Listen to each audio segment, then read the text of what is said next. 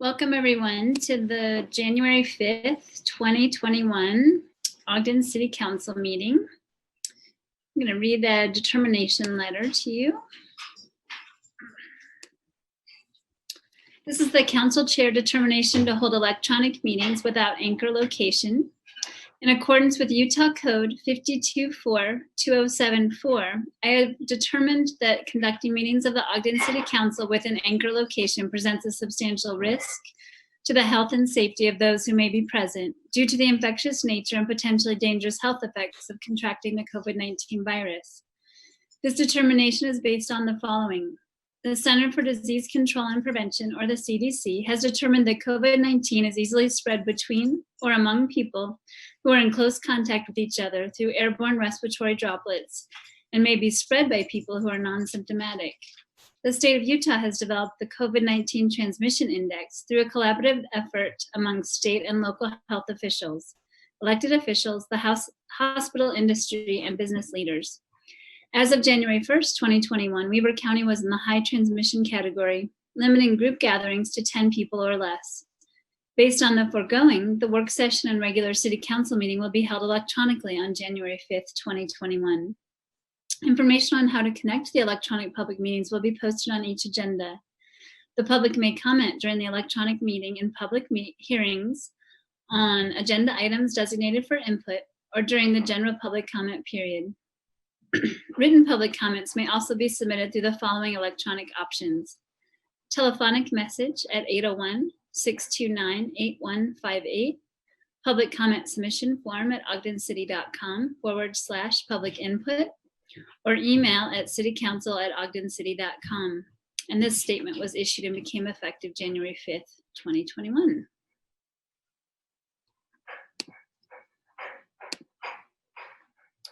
Great, well, welcome everyone. See everybody's faces now. We have everybody, great. Up first, I'd like to invite Vice Chair Blair to do the Pledge of Allegiance. Thank you, Chair Chaburka. I'll go ahead and stand and ask those in attendance with us to stand and repeat the pledge after me.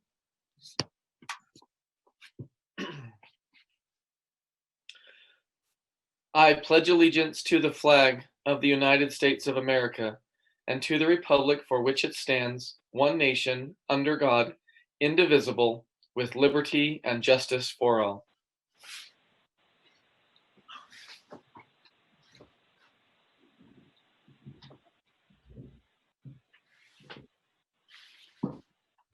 Thank you. Please join me in a moment of silence.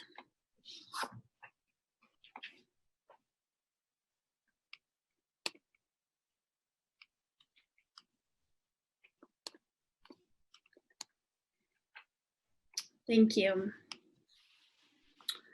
The first item on our list tonight is a recognition of Amy Maybe. She's been a policy analyst for the Ogden City Council for the last 12 years. So I'm going to read the recognition for Amy, which I'm very excited to do. The Ogden City Council and Mayor proudly recognize Amy Sue Maybe for providing invaluable contributions and service to the Ogden community. In her 12 years of dedicated service with Ogden City, Amy Sue Maybe has been an invaluable resource and asset for the council members, city staff, and so many of our community. She has a great love for Ogden City and has worked with diligence over the past decade to help the council make informed decisions. Her knowledge, expertise, and professionalism have undeniably left a positive impact on our community. As an intern in 2008, communications specialist in 2009, and a policy analyst since 2016, Amy has left her mark in Ogden through her tireless work ethic and commitment to do her best. The ultimate team player, Amy's dedication to serving the council with her kindness and contagious personality has helped create an environment where people feel safe and valued.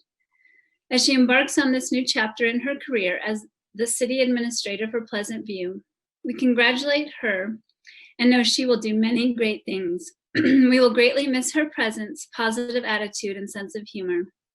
We are confident that the legacy she built while working for Ogden City will live on. And this is presented to you this day of January 2021. Amy, we really, really are going to miss you so much. I'm excited to see your family over there. I know the council members probably have some things to say. Would anybody like to make a comment? I'd like Sure. to make a clap. Oh. Okay, I think, yeah, clap. Yeah, and this would be so exciting if we could be in person and be all standing and clapping for you as well. I'm not sure who would like to go first. Go to Louise first. Okay, why not? Oh, you know what? We could be here all night talking about Amy. All I can say is that I love when I heard contagious personality, and just so helpful and so such positive energy. Just thrilled for her and her family. Thank you, Amy. We're gonna miss you greatly. Thank you. And Ben, would you like to go next? Yeah, it is nice to use the term contagious in a positive way these days. I'll say that. I just wanted to tell Amy that we love you and that we're gonna miss the heck out of you. We truly do love you and love the contributions you've made. I don't know anybody that doesn't love working with you. So we know you're gonna do great things, and we're gonna miss the heck out of you. But we're so happy for you, happy for your family, and just look forward to seeing you do great things. But we don't want you to forget how much you're loved back in Ogden as well. And I believe Councilmember Stevens was trying to speak up there for a minute. Thanks, Chair. I reflect back to when Amy came to the city. In fact, we asked her where she came from, and she says Kanab. And I didn't know where Kanab was. But it's a small town, and I think they have 2 traffic lights now. They used to have only 1. But to see a young lady, a girl, a woman come from a small town into a big city like Ogden to take on some of the opportunities that are here. Amy, we've seen you grow up from your establishment here in Ogden. I've seen you gather in your degree at the universities. The reason that is because you wanted to improve yourself. You wanted to sharpen your talents. And we benefited in Ogden for that. And I know Pleasant View is going to benefit for the talents and the skills that you have from them. The one thing that I recognized from Amy is that everyone felt welcome with Amy. She felt like she listened to you. And I personally appreciate that. I also appreciate that she made me a better council member because of her presentations. Her presentations were right on. They were very professional. In fact, the information that she gave is the exact information that I wanted to know and needed to make those decisions that I had to make. And for that, I appreciate that. In fact, I told one of the council members there in Pleasant View, I says, you're getting a good one. And the reason that is, I guess we hire good people and then we train them properly. And but we are, as a council, are very appreciative of your talents, Amy, your family's talents. I hope that this will continue that your life will continue to grow and progress, that you'll have all the benefits that you may need. And some of the trials and tribulations and challenges that you had coming to Ogden, well, they just moved to Pleasant View, and you'll cope with those, and you'll max out to or achieve the challenges that you have, but you'll be successful because of the attitude and the character that you have. So thank you, Amy, for what you've done for Ogden and for myself. Nice. Is there anybody else that'd like to make a comment? I would love to make a comment real quick. I think everybody else. Okay, great. Go ahead, Member Wade. So I echo everything that everyone has already said, and just am going to miss your expressions and missed your hands and your expressions and your happiness. And I hope that you don't mind that we keep your cell phone in our Rolodexes. I know what, no one knows what that is, but I just want to make sure that if we need to reach out to you for anything, that you're still going to be there. And I just love that. And Doug said it well. You just were a smile and helped us all the time. So, best of luck. You don't need luck. You'll do great there. So, and I will miss you on the mayor's walk, just as an FYI, for a lot of different reasons. We'll talk about that later. And Councilmember Hire? Yes, Chair, thank you. Amy was the first one that came up to me with a smile as a new council member. Was always willing to help in fix my email and some of those kind of things that some of us Mac users have issues with the city system and stuff. She was always really helpful. So much so that I started to go directly to her. And I kind of think it ticked Bill off a little bit when, because he kind of liked to be in the middle of those things, but she was so helpful and always had the right answer. I got to tell a little quick story. Amy and I went to Texas for the Blue Zones Summit. And so we were there for 2 or 3 days and we ate, plant-based food and learned about all this great stuff. But the last thing we did before we left Texas was went to a good barbecue joint and had a nice chat and a good greasy barbecue. And I will always remember that fondly. She's a lot of fun to be with. I just I'm glad she put her family on with her too. I love seeing her little girls. They're just cute as heck. But I hope we don't, I hope we remain friends and we can still get together. And I think you can still do the mayor's walk, Amy, if we ever do it again. So anyway, good luck to you. Leonard and Pleasant View's gain is Ogden's loss. But I think there will always be a welcome spot here for you in Ogden. Thank you. And Vice Chair Blair?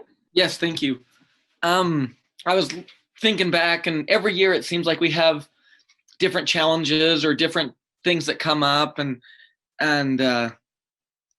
really take us by surprise. And there are always big things that need more time, more attention. And Amy always seemed to just dive right into those things. And then I would wait till she got a good grasp of it. And then I would call her like Rich would. I would call her and have her explain it to me.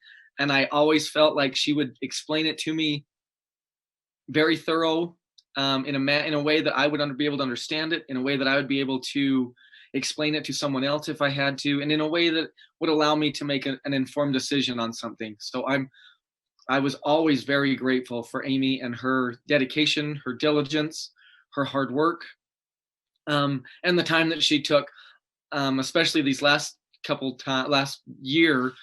A lot of times I would call her and she'd be at home, and she still took the time to explain things to me and told me that I was not being a problem or a bother, which was very kind of her to say that.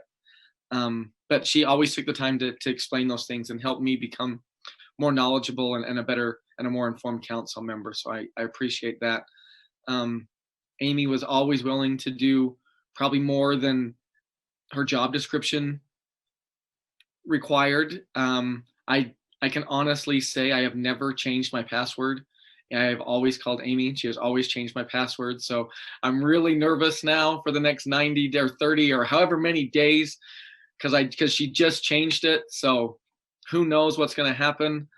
I might be the first to call her in 60 days or I might just have to come visit her. Who knows? But she's always been great, and she's always done everything that I've asked and everything that other council members have asked. And she's done it to the best of her abilities. And like has been mentioned, always with a smile. And so I appreciate that.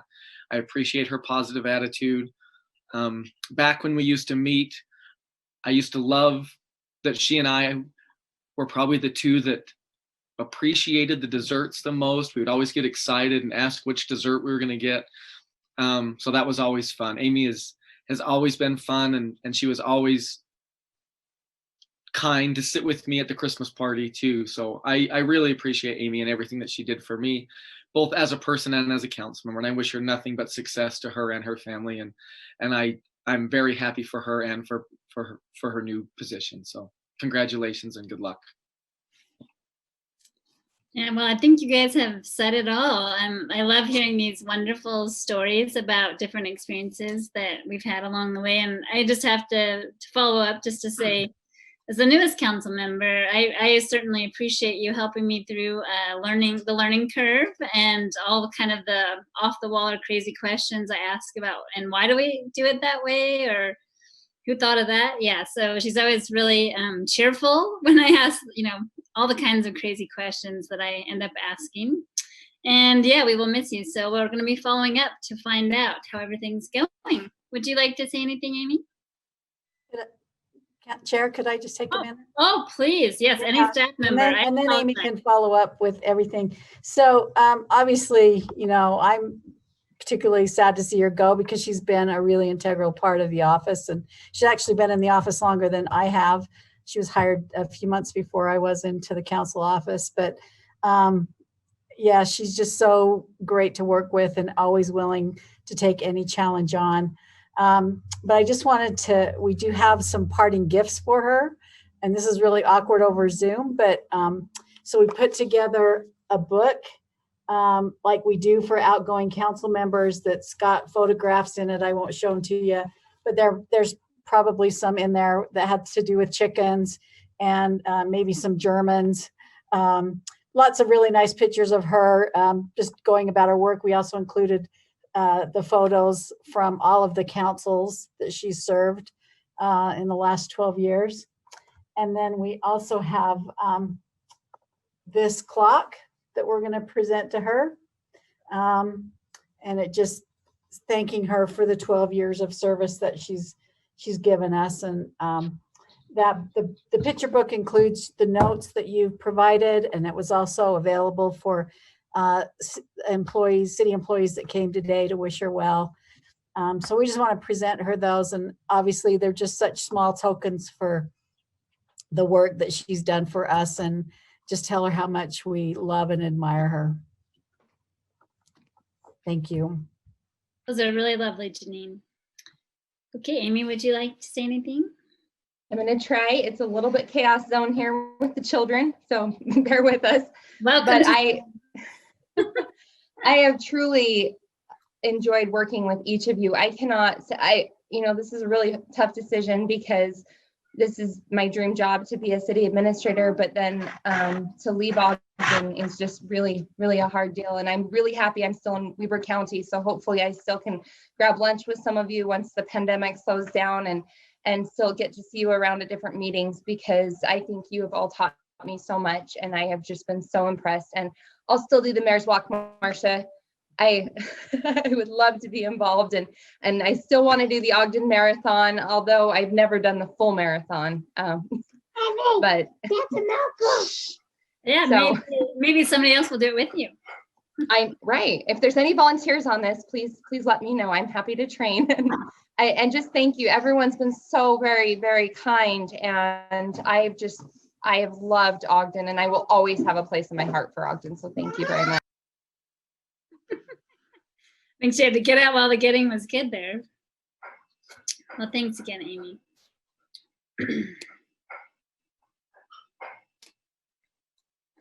I think we had talked about changing the agenda a little bit. I see one member of the Diversity Commission on the call. So would we like to do that?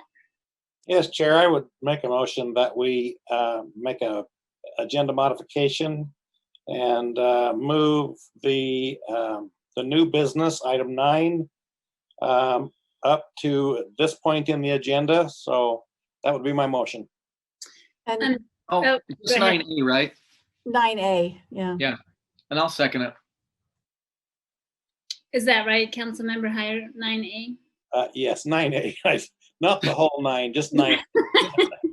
No, I thought, yeah, that's what we thought. Thank you so much. So we have a motion by Councilmember Heyer and a second by Vice Chair Blair to amend the agenda to move item 9A to this point in the agenda versus staying later. And all in favor? Aye. Aye. Any opposed? Great, we'll do that now. We were really excited to invite members of the Diversity Commission to attend this meeting as well. And I see Commissioner Shinoda is on the call. I'm not sure, I don't see anyone else, but if they happen to be here, they could make sure their name is on the meeting so we could include you in this part of the meeting. So the item is to consider the proposed joint resolution on the Utah Compact on Racial Equity, Diversity, and Inclusion. And Chair Jaberk, if I might just make a brief overview. In December 16th is when Governor Herbert presented this compact on racial equity, diversity, and inclusion. And it's based on the principle that all Utahns must have a truly equal opportunity to prosper, and that economic inclusion is essential to creating these opportunities. And they put it out there. It's actually on the Salt Lake Chamber's website, and they requested anybody that was interested in signing on to this and talking over with leadership and all of you as well. We thought it would be a really great way to kind of kick off the new year, to have the whole council sign on to this compact to show the city's dedication to racial equity, diversity, and inclusion.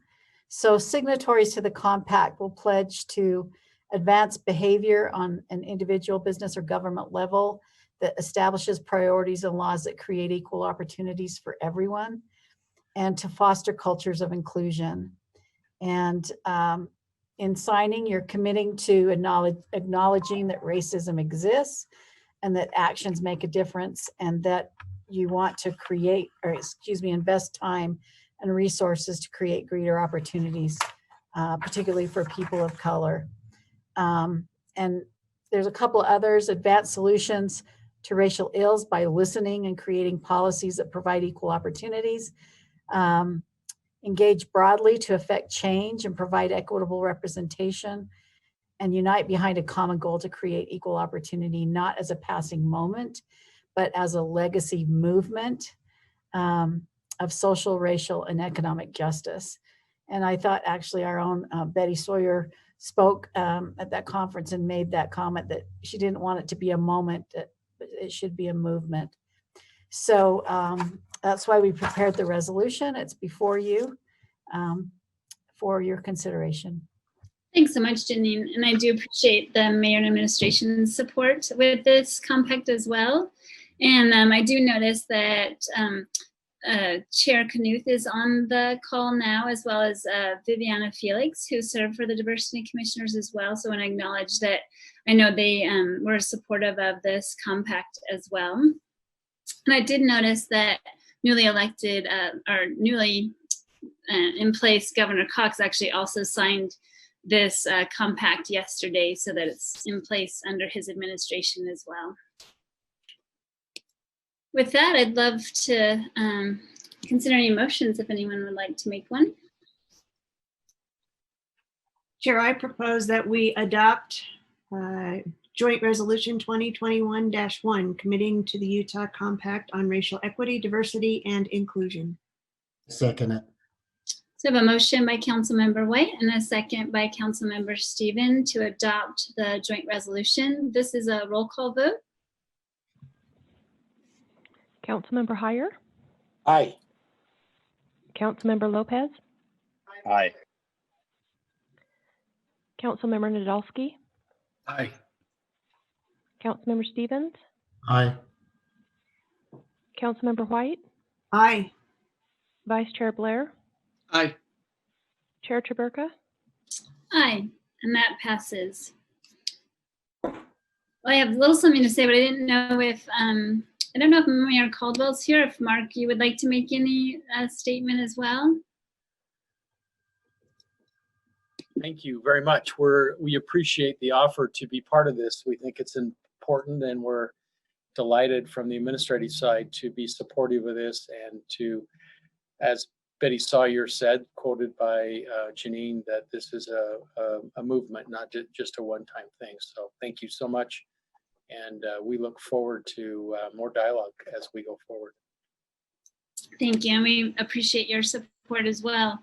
Yeah, and that's something I definitely am so excited that we were all willing and able to pass this resolution, to sign it together as a joint effort, and look forward to seeing how we can enact some real change or action so that it's not just something that's in words alone. Would anybody else like to make comment? I should ask.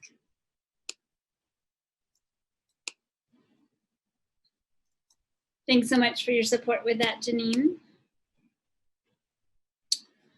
Okay, just have to move around a little bit here. Great, so we have a request to be on the agenda, fiscal year 2020 audit report. And we're honored to invite Jeff Miles of HBME, the independent auditors for the city, to present to us. Great. Thank you, Angela. It's been a pleasure to be working with the city of Ogden this year. This is the first year that our firm has been engaged to do the city's audit, and it was great to work with management and to meet with the audit committee. I think we'd like to commend the city. They put together the audit committee pretty quickly under guidance from the state auditor's office, and so it's been great working with management and that committee as we've gone through the audit process. So the audit was, I guess you would say, finalized a week ago on December 30th. We issued our audit report to accompany the comprehensive annual financial report. I'm not going to talk much about numbers. I'll leave that to Lisa. But we are issuing a clean opinion on the financial statements of the city, that they are materially correct in accordance with generally accepted accounting principles, and feel that the city's financials are fairly presented. And as Lisa she'll go over some of those numbers, and then we'll look forward to the opportunity to meet with you to go over these in more detail in February. And so our main report is that they are clean. Normally we would present, kind of a compliance book at this time that includes the single audit of federal awards, our report on internal controls, as well as our state compliance report. But there was a delay from the federal government in regards to federal funding with respect to the CARES Act. And that guidance just barely came out on December 22nd. And so we're kind of digesting that right now, and hope to return to the city in the next couple of weeks to do our single audit with the CARES Act money that the city received. But we do have our reports for internal controls. And as part of our audit, we are required to gain an understanding of the internal controls at the city, and to ensure that there's no material weaknesses or significant deficiencies.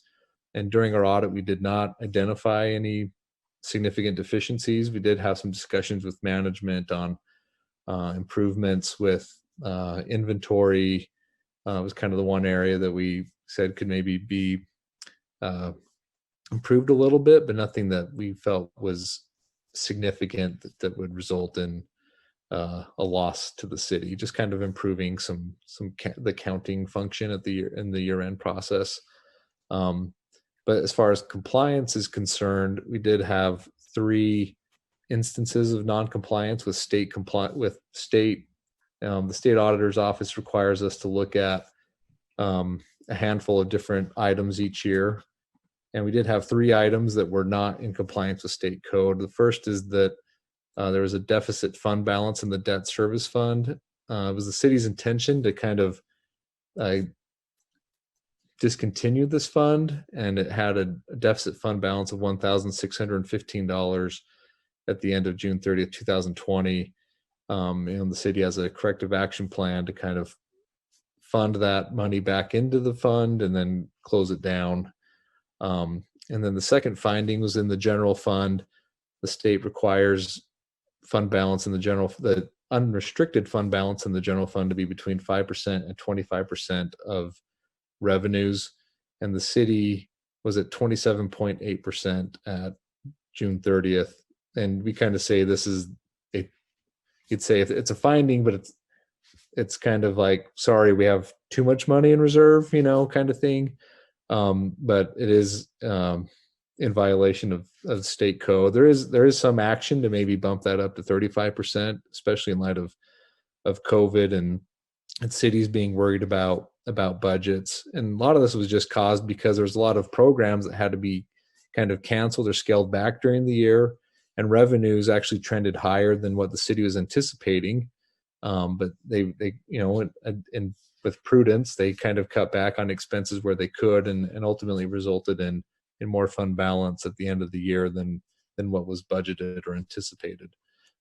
So there's a budget amendment to help eliminate that in fiscal year 2021. But there's also hope that the state legislature will act and kind of allow a momentary allowance to let cities carry a little bit more while we're still dealing with the pandemic.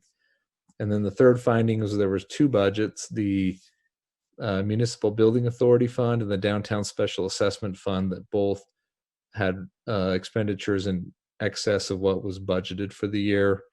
And so we just recommended that the city kind of more closely monitor those. And they get a little tricky with certain items that come in late that weren't budgeted for, but just a little bit closer monitoring of the funds so that we don't go over what was initially budgeted for the year. So with that, I guess maybe open up if the council has any questions for me, or obviously after this is approved, we'll sit down and we'll go in some more detail at the work session in February. Thank you. Any questions or comments? Just a real quick comment. I think one of the nice things about having the audit committee is that we heard all of the nitty gritty, if you will, along the way, which is a little bit different than we have in the past. It usually just shows up and then we have to figure it out. But so I appreciated being on the audit committee. I know Councilmember Heyer was also the two voting members. So we really appreciated learning all about that along the way. So I hope that we will, I'm sure, continue on doing that. So. Yeah. And I might add that with a new auditing firm, new accounting firm, they did a good job of getting in and rolling up their sleeves and talking in a language that I think we understood a little better. I appreciate, there's the HBME, did I say that right? Mm-hmm. And them kind of holding our hand, which is kind of why I wanted to be on the audit committee. It's like, it was an educational experience for me, and I thank them for that. And thank you both for serving on that. Did you have a question, Vice Chair Blair? No. Sorry, I didn't mean to catch you off guard. It's Zoom, that's all. Thank you. Yeah. You're welcome. So now I believe we'll have Lisa presenting, or do we need to take action? Yes. On that part first? Except for review, yeah. Would anybody like to make a motion? Chair, I'll go ahead and make a motion that we adopt the fiscal year 2020 audit review for review.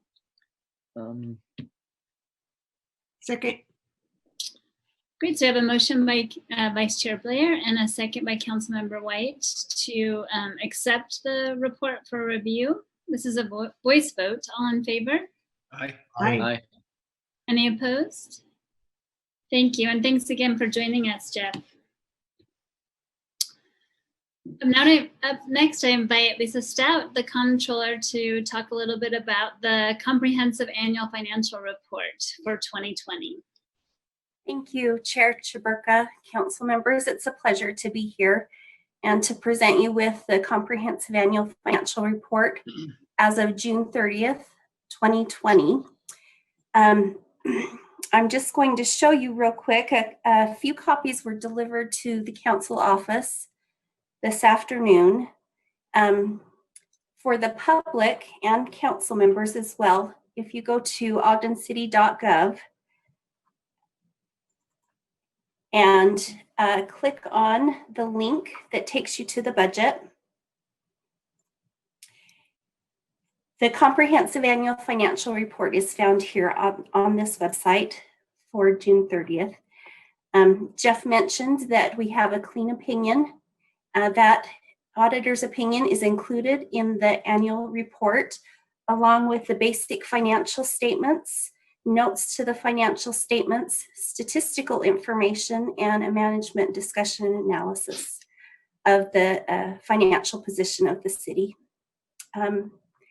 I like the opportunity to present this to you and ask you to accept it for review so that I can thank my staff and management services staff, legal, and all of the people that work to help make it possible for the city to prepare this report. It really is comprehensive, right down to clerks and people on the street that help us put this together. The information contained in there is helpful as you're reviewing the status of the city. The general fund did increase fund balance in fiscal year 20, and I'm pleased to say that the city's financial position improved between fiscal year 19 and fiscal year 20. Thank you. Thank you so much, Lisa. I love that you showed us where to find it on the website. Thank you. I don't have to print out the giant book, right? Save some green. Any questions or comments for Lisa?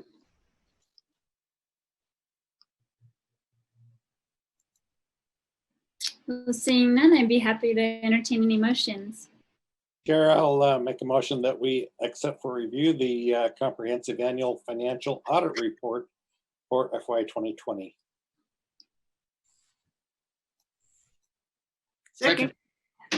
And we have a motion by Councilmember Heyer, and I believe that was a second by Councilmember White, to accept for review the fiscal year 2020 comprehensive annual financial report. This is a voice vote. All in favor? Aye. Aye. Any opposed? Thank you. And I should just mention that we also thank the financial advisor, Laura Lewis, for serving on that committee as well. Okay, we have several items on the common consent for setting some public hearings and then also for adopting the council rules and norms. Any comments or questions about any of those items?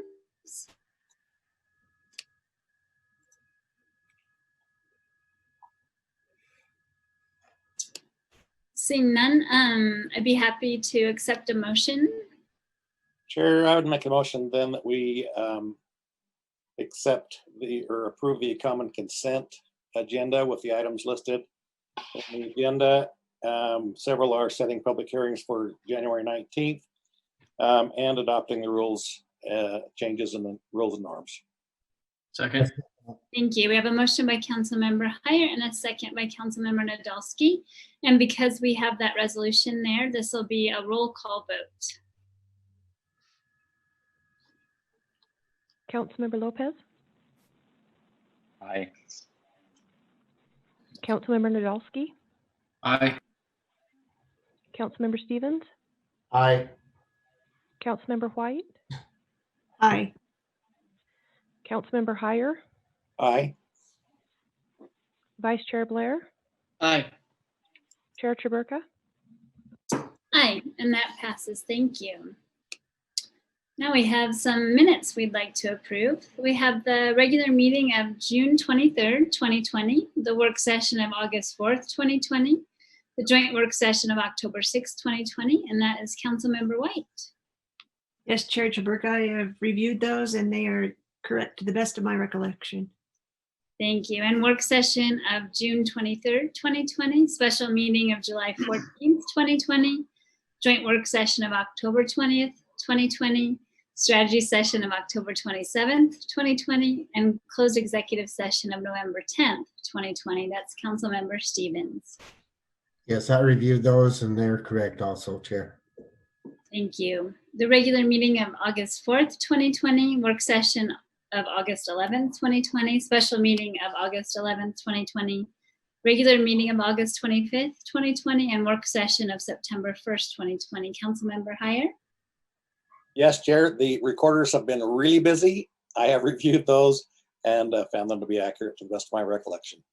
Thank you. And the work session of August 18th, 2020, regular meeting of August 18th, 2020, joint work session of August 25th, 2020, and the work session of September 15th, 2020. Councilmember Lopez. Yes, Chair, they're correct. And finally, the regular meeting of September 1st, 2020, and the regular meeting of September 15th, 2020. Councilmember Nadolski. Thank you. They're accurate to my best recollection, and I make a motion that we adopt the minutes as presented. I second it. Thank you. We have a motion by Councilmember Nadolski and a second by Councilmember Stevens to approve the minutes. This is a voice vote. All in favor? Aye. Any opposed? Wonderful. Thank you all for doing all of that reading. Next up, we have a public hearing for the fiscal year 2021 to 2025 consolidated plan and the fiscal year 2021 annual action plan, amendment number 1. We're going to have a presentation from Ward Ogden and Kathy Fuentes. We also have Lisa Stout, the comptroller, available as well. Oh, and Sarah Stoffers, I believe, also. So I'm assuming maybe Kathy or Ward want to start. Yes, Ward Ogden here. I appreciate the opportunity to share my screen, which I am now doing. And I will start the presentation. Are we going?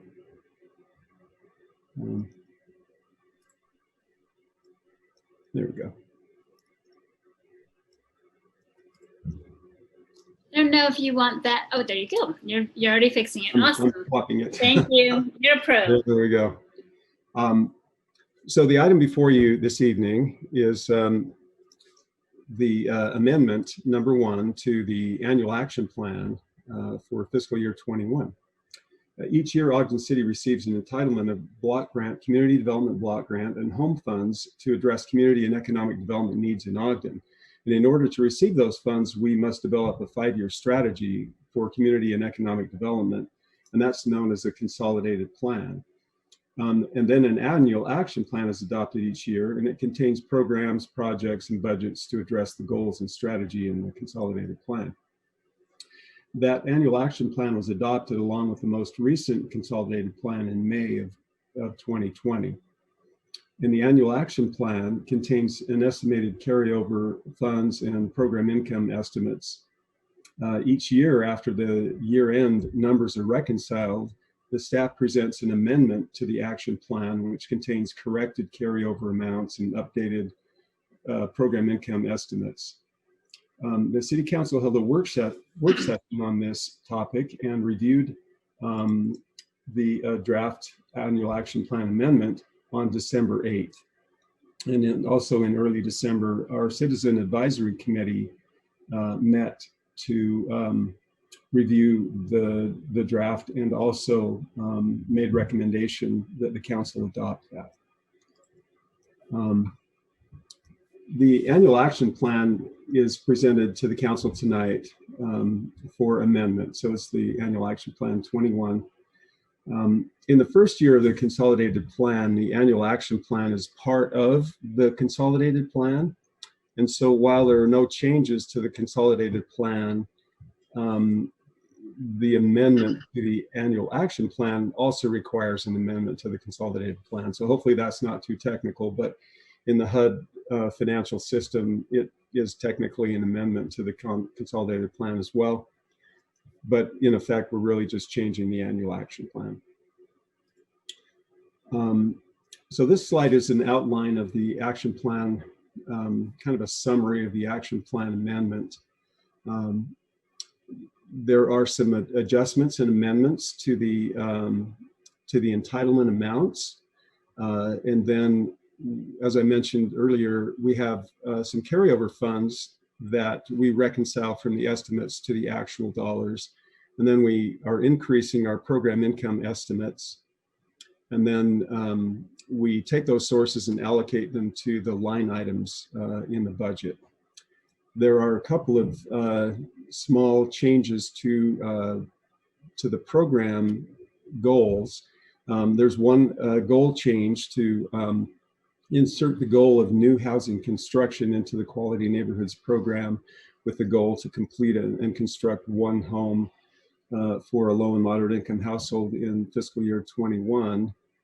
And that is in addition to the new houses that we do under the infill housing program. The reason for that change is that the infill housing only has community development block grant in it, and this particular the Quality Neighborhoods program basically has block grant and home money in it, and so it needs some flexibility sometimes to build homes using home dollars. So we're adding that as a goal to the Quality Neighborhoods program. The other goal change or amendment is to increase the Own in Ogden program goal up to 50 down payment assistance loans in in the current fiscal year. The sources of funds, the original budget was roughly $6.4 million. With the amendment, the amended amount is roughly 8.4. So there's an increase of $2,020,425 in estimated increase to the budget. And that comes from these three sources. $337,595 is an increase in actual entitlement dollars. $337,906 of that is $906 is community development block grant through the CARES Act. So it's a special allocation. It's a special entitlement grant that comes specifically for dealing with impacts of the pandemic. And then there was a very small reduction of $311 in the block grant and home budget through, it was an adjustment that HUD did on their side, and they asked us to insert that into our budget. There's also an increase of $955,792 in program income, and that is the proceeds of home sales. It comes also from loan payoffs, and then we recycle funds sometimes more than once in a year. So we have to increase the budget to account for program income received in that year and also used in that year. There's an increase in entitlement carryover of $727,000, and that is basically an amount that's carried over because we had a large amount of development block grant program income received in the prior fiscal year that was spent. We have to spend our program income first, and then we spend entitlement next. And because we received a large amount of program income last year, we spent that, which allowed for a little bit larger than normal carryover of entitlement. So that's the sources of funds. And this slide shows how those funds are allocated. So these are only the line items that are changed, not the entire budget, just those that are changed. So the infill housing has a small increase of $80,000 to make funds available for a potential project. The Own in Ogden programs proposed to be raised by $200,000 to provide funds for this very popular program where most of the funds are spent already. And we do this on a regular basis. We add funds based on how the market is going. We often add additional funds for the Own in Ogden program each year. The Quality Neighborhood budget is increased by $1.2 million. And this is basically, again, the recycling of funds from home sales. The HELP program has a small adjustment that reconciles the carryover estimate. And then the small business loan and the micro enterprise loans, the program income from those loans are added into the budget. And then the line item budgets, as you see, end up being the same amount of $770,000 each, so that they share in the fund, and they wanted to average those out to be the same amount across each of those line items. The administration is increased by $200,000 $12,000. Administration is basically a percentage of the Community Development Block Grant, the CARES Act, and the Home Fund. And so there's a proportional increase in the admin budget because we have an increase in our entitlement fund. So they total the same. This is the total use of $2 million is how those sources are allocated. And then this is the sheet that we have in the action plan, which is basically the full $8.4 million budget, including the existing programs not changed, and then the ones from the prior page, which are increased. And again, getting to the program goals, as I mentioned earlier, the Quality Neighborhoods program, adding one new home constructed and sold to our fiscal year 21 goals, and also increasing the goal for Own in Ogden to 50. And I believe that's the presentation. Happy to entertain any questions. Any questions from council members? Chair, I just have one question to Ward. Is there a limit of how much carryover we can take each year? There is an amount. There's a timeliness test that HUD runs in May 1st of each year, and we can carry over an amount equal to 1.5 times our annual entitlement amount. And so our annual entitlement amount is just under $1 million. So we can carry over roughly $1.5 million, something like that. And so if we go over that, is there a penalty for that?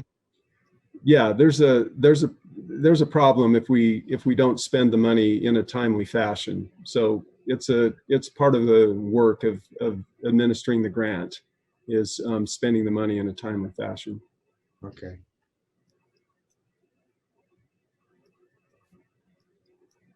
Ward, do you see any potential challenges with like the construction process with sort of the shortage of people to work at during this time? Yeah, it is an interesting challenge, but you know, the reality is that we've had some of the laborers that have had to quarantine, and so work has slowed down a little bit. But in general, we've found with most of our construction crews, they've been able to keep the pace. So our construction has really been okay. Great. Any other questions or comments?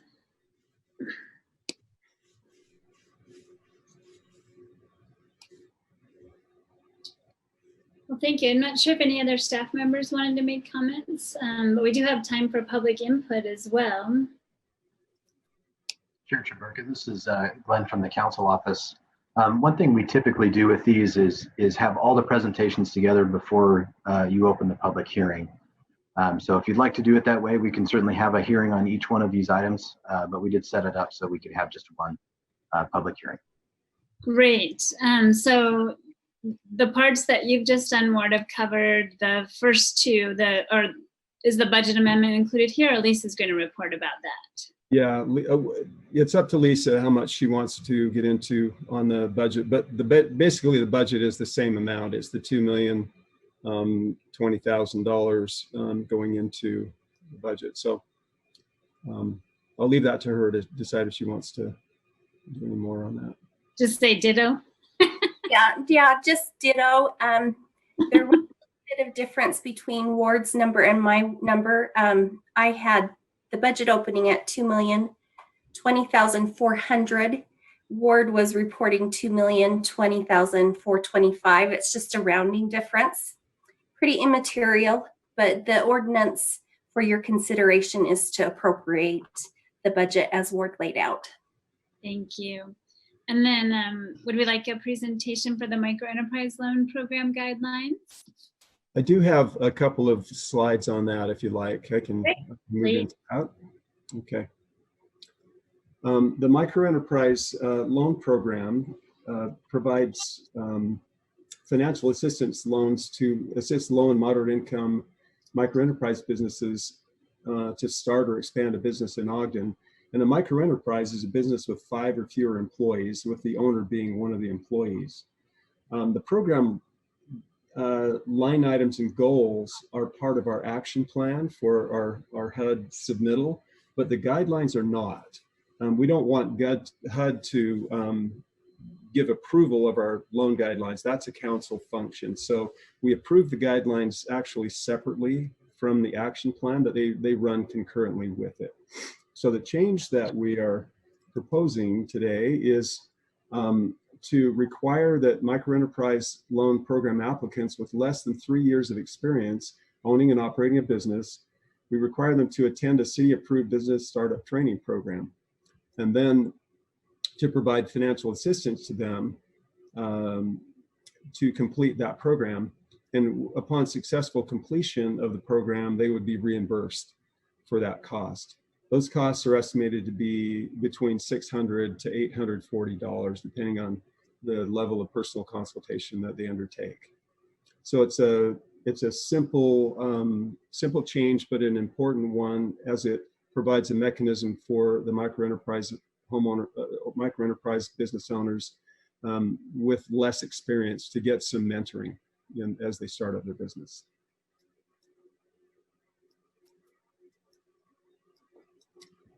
And that's basically it. Thank you. Sure. Any other questions or comments before we open up for public input? Sarah, would you like to say anything? No, I think Ward explained it well, but if you have any questions, I'm here and available to respond to those. Thanks for the opportunity. You bet.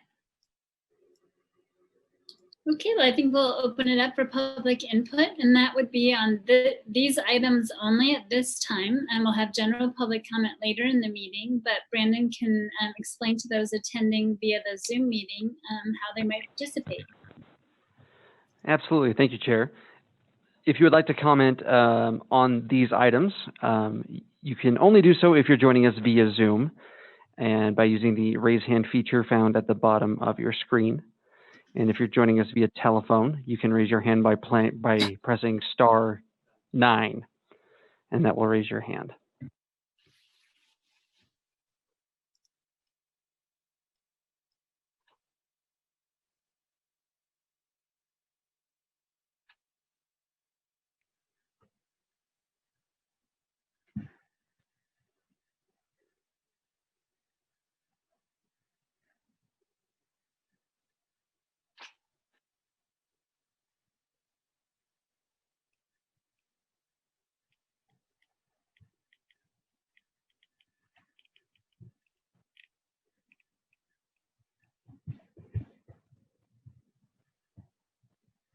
Chair, not seeing any hands, I would make a motion that we close the public hearing. Second. Actually, I think this is just public input, so. It is a public hearing. Oh, okay, so it's wrong. Chair, you're muted. Chair, you're muted. We had too many screens going. Thank you. Yeah, so it says public hearing at the top. So that is it really a public hearing? Yeah, sorry, my bad. Oh, no problem. I'm easily confused, so it works out great. So we had a motion, I believe, by Councilmember Heyer, and was the second? Councilmember Vice Chair Blair. I had it before the mess up. Yeah, okay, Vice Chair Blair. Thank you. All in favor? Aye. Aye. Any opposed? Okay, thank you. So now we have 3 action items. Unless there's more discussion, I'd be happy to entertain a motion on the first item. Chair, I propose that we adopt proposed resolution 2020-33, adopting amendment number 1 to the consolidated plan. Second. We have a motion by Councilmember White and a second by Councilmember Heyer to adopt proposed resolution 2020-33. This is a roll call vote. Councilmember Nadolski? Aye. Councilmember Stevens? Aye. Councilmember White? Aye. Councilmember Heyer, Aye. Councilmember Lopez, Aye. Vice Chair Blair, Aye. Chair Chaburka. Aye, and that passes. Chair, I would like to make a motion to adopt proposed resolution 2020-63. I second it. We have a motion by Councilmember Lopez and a second by Councilmember Stevens to adopt proposed ordinance 2020-63. This is a roll call vote.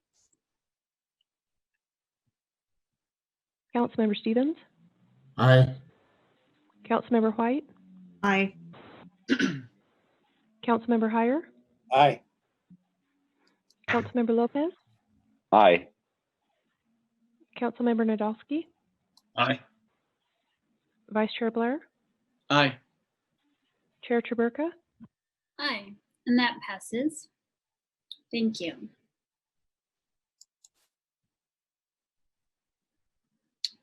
Would anybody like to make a motion about item number 3? Yes, Chair, I'll make a motion that we adopt resolution 2021-1. Second. I have a motion by Councilmember Heyer, a second by Vice Chair Blair to adopt resolution 2021-1. This is also a roll call vote. Councilmember White, Aye. Councilmember Heyer, Aye. Councilmember Lopez, Aye. Councilmember Nadolski, Aye. Councilmember Stevens, Aye. Vice Chair Blair, Aye. Chair Chaburka. Aye, and that passes as well. Thank you. And thanks Ward and Sarah and Lisa and everyone and Kathy for all of that work.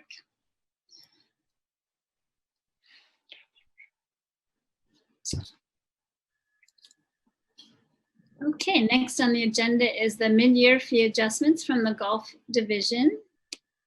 And let's see, we have on the call here, just checking. Chair Chaburka, Todd Brinkman is out of the office today, so I am going to fill in for him. Oh, thank you, Lisa. Presentation, no problem. I remember my update about that. I appreciate it. I think you had a fairly good discussion with him about these fees in December. Let me just share my screen real quick. Seems like so long ago. It feels like so long ago, doesn't it? Okay, can you see that? Oh, shoot. Hold on. Not yet. Okay, how about now? Yes. Okay. So I just have 2 slides. The first slide is the current fee and then the proposed fee, the dollar change, and then a % increase. The proposal for the fee increases for golf course is to increase the 9-hole cart rider by $1 and the 18-hole rider by $2, and then the punch pass by $20. The 20 punch pass by $20. Todd did some work to get some comparisons from other courses, and these increases put the city in line with what other courses are charging. Todd sent me some talking points that he went over with you in the work session as well. This increase will allow the city to keep pace with increased operating expenses in the cart fleet, specifically the lease increases. So we lease the golf carts and we have to pay an annual lease fee. And every time we renew that lease fee, it goes up a little bit. So we need to be increasing costs so we can cover those lease fees for those golf carts, excuse me. And to help fund the daily maintenance needs of the fleet, the 100 cart fleet that they have. Damage has risen with increased amounts of play and new players to the game. Increased fuel costs with single rider carts during COVID, and it gets the city up to market and assists in the break-even goal for the golf fund.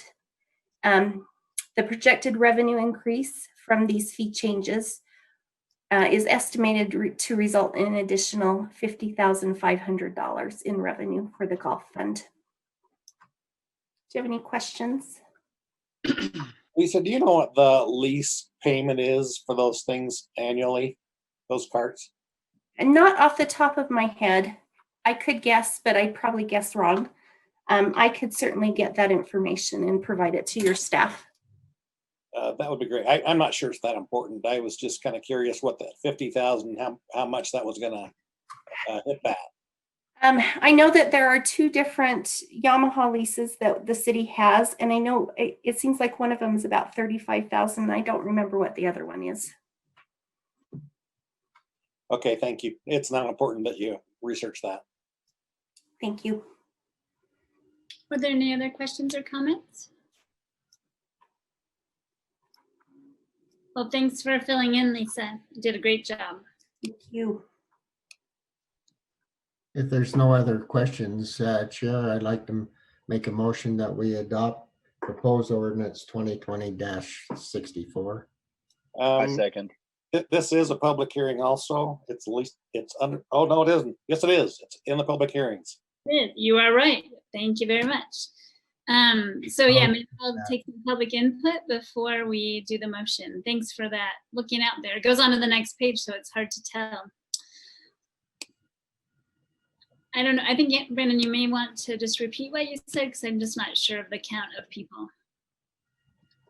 Absolutely. Again, if you would like to comment on this item regarding the golf carts, you can do so only if you're joining us via Zoom and you use the raise hand feature. And if you're joining us via telephone, you can press *9 to raise your hand.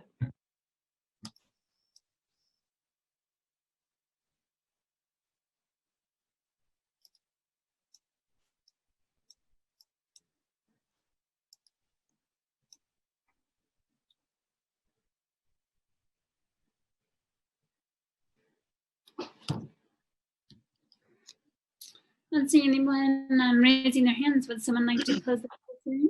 Chair, I make a motion we close the public hearing. I second. A motion by Councilmember Heyer and a second by Councilmember Lopez to close the public hearing. All in favor? Aye. Aye. Any opposed? Thank you. Now we can take some motions if there's no more discussion.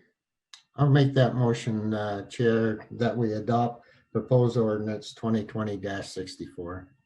I second. A motion by Councilmember Stevens and a second by Councilmember Lopez to adopt proposed ordinance 2020-64. This is also a roll call vote. Councilmember Heyer, Aye. Councilmember Lopez, Aye. Councilmember Nadolski, Aye. Councilmember Stevens, Aye. Councilmember White, Aye. Vice Chair Blair, Aye. the Chair Traburka. Aye, and that passes. Thank you. Next up, we have reports from the Planning Commission regarding drinking establishment and linear block definition zone text amendments. Welcome to Greg Montgomery, and the petitioner Thane Fisher, I believe, is on the call.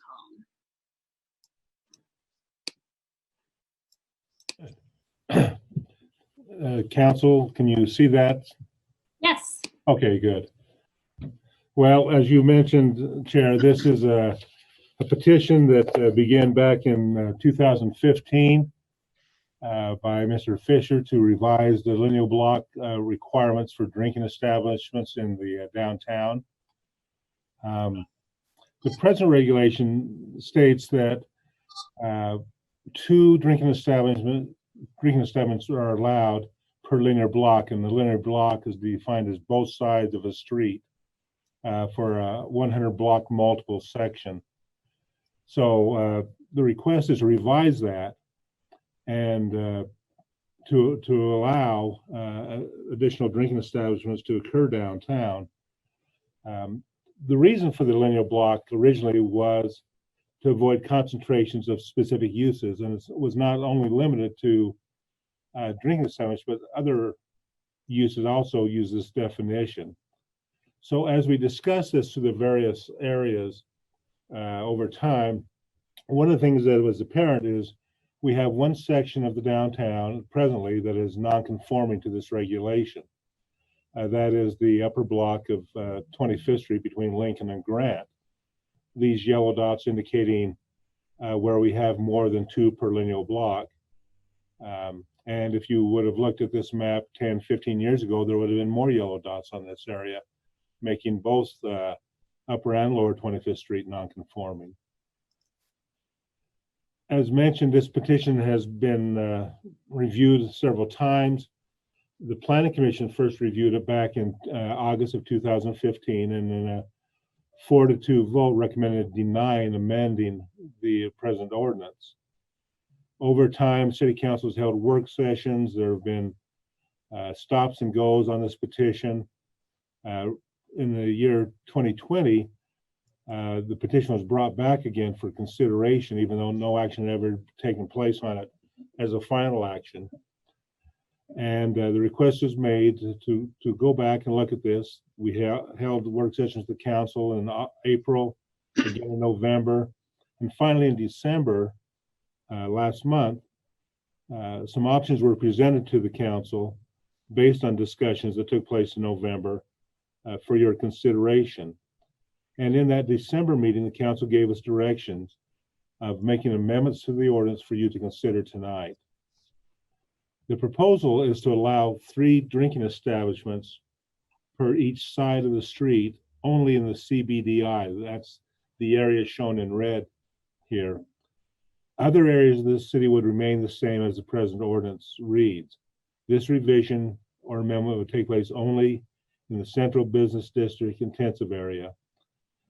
One of the things we talked about in that intensive area are there are already state-imposed restrictions shown by those yellow circles of where schools or churches are located, and they have certain distances from those types of facilities that already limit where drinking establishments could go in the central business district intensive area, and for that fact, even in the central business district.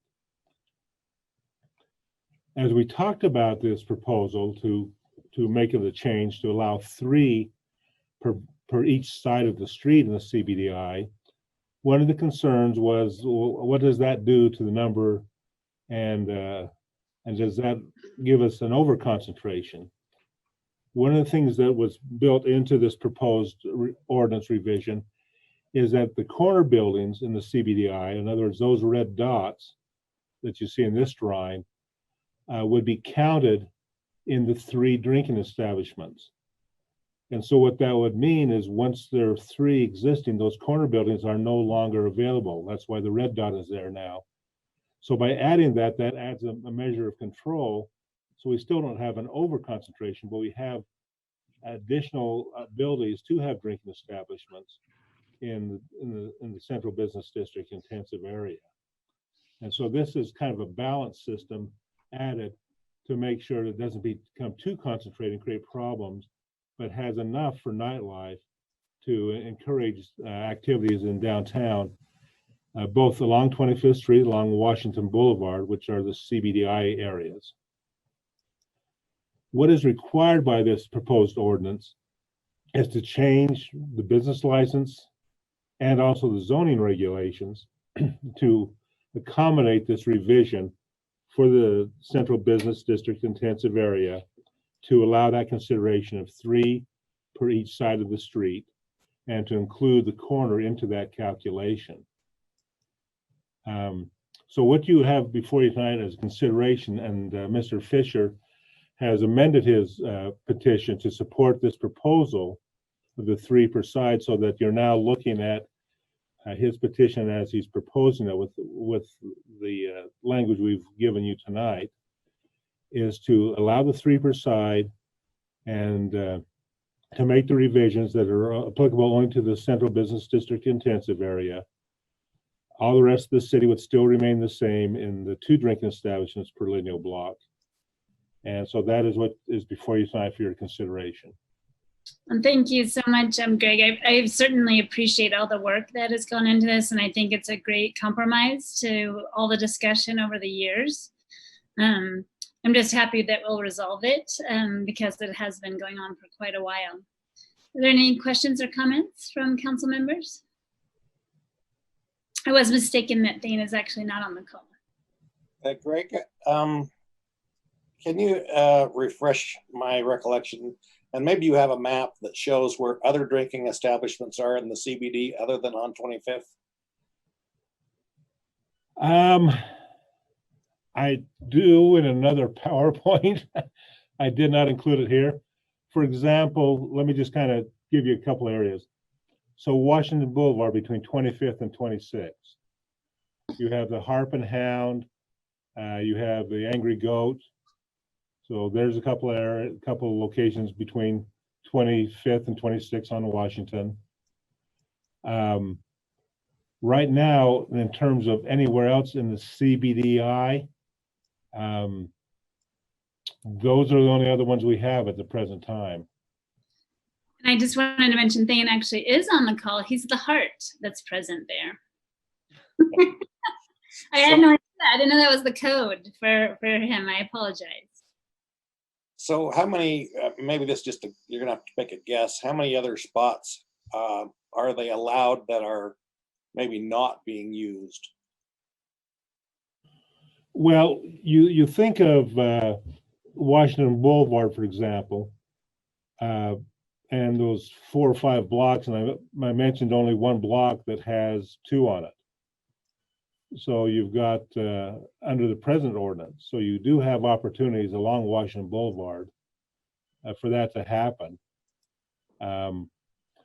As I mentioned, with restrictions because of schools or churches. Also, as you look at some of the uses along Washington, whether it be the municipal block, whether it be the Egyptian Theater, Market Star, some of the other uses, by just their function would not be suitable places for a drinking establishment. But the proximity is there that still that nightlife could occur. And one of the things you want to have happen is have people move back and forth along the downtown area, use the sidewalks, be parked in one location, move back and forth. And so you have that activity taking place on the street. So I think you've given a lot of opportunities. This gives a lot of additional opportunities to create that nightlife that was, I think, one of the key features discussed, back and forth over time of what people are looking for as their visitors coming into town, some of the desires of people who may wish to develop some of these establishments and the clientele they seek to have. Again, for the tourist experience of being in Ogden. Hi, Thane. Would you like to make a comment? Sure. Well, actually, there's a lot of bright lights behind me. So, yeah, I appreciate the opportunity to have this petition in front of the council and all the work that Greg and being invited into the council work sessions have allowed us. And I think this is a fantastic compromise. And it's been actually since 2009 from the original then 15 and now. And I think we've all matured, and so is the downtown. And I think this is great for economic development, tourism, and our vision for the nightlife. So unless there's any questions for me, I'll mute myself.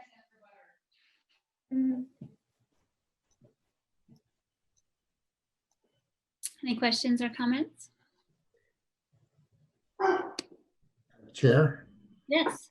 I could propose maybe a couple of questions to Greg. As some of these restaurants that are not serving as a bar or establishment, can they change that image and become that? And what about the numbers on 25th Street? Are the numbers going to stay the same, or will they change? I'm looking at maybe the. Well, I guess there's two answers to that. First of all, the drinking establishments are regulated by the state in terms of the number of licenses they allow. Mm-hmm. And so there's another, if you will, filter that the state allows so many per, I can't remember what the 1,000 population number is in the state, and then they, when those licenses become open, there's a competition between many different locations to try to get that license. So it's not guaranteed that just because you have a facility, you can get the license, because they have to become open by the state. So there's another regulation that's taking place. And now I just forgot what your second question was, Councilman. About the numbers on 25th Street, do they stay the same, or will Well, they? so what can happen? Let me just go back to here. Let's see. So what would happen is you look at this yellow dots. There could be one more on the upper block that could take place. Okay. And on the lower block, there could be 4 more that could take place, theoretically. Okay. All right. So there would be an increase in numbers. There could be. Uh-huh. All right.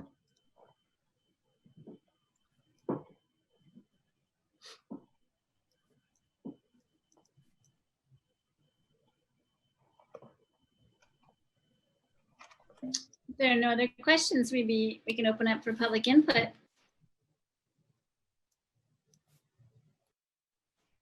I don't see any boxes lighting up besides Greg's.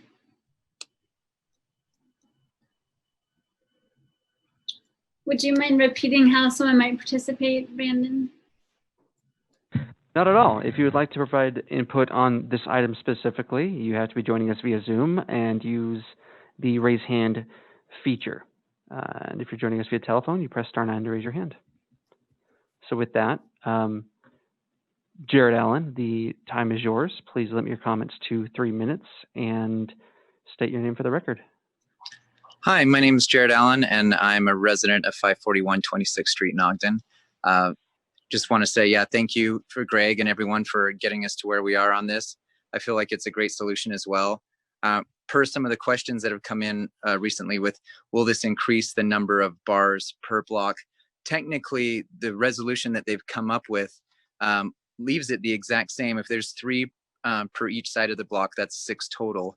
Right now with a 2 per linear block and then the option to do each of the 4 corners, we're still at 6. So we're technically not changing the number that could go in. It's just adding more flexibility to where they go.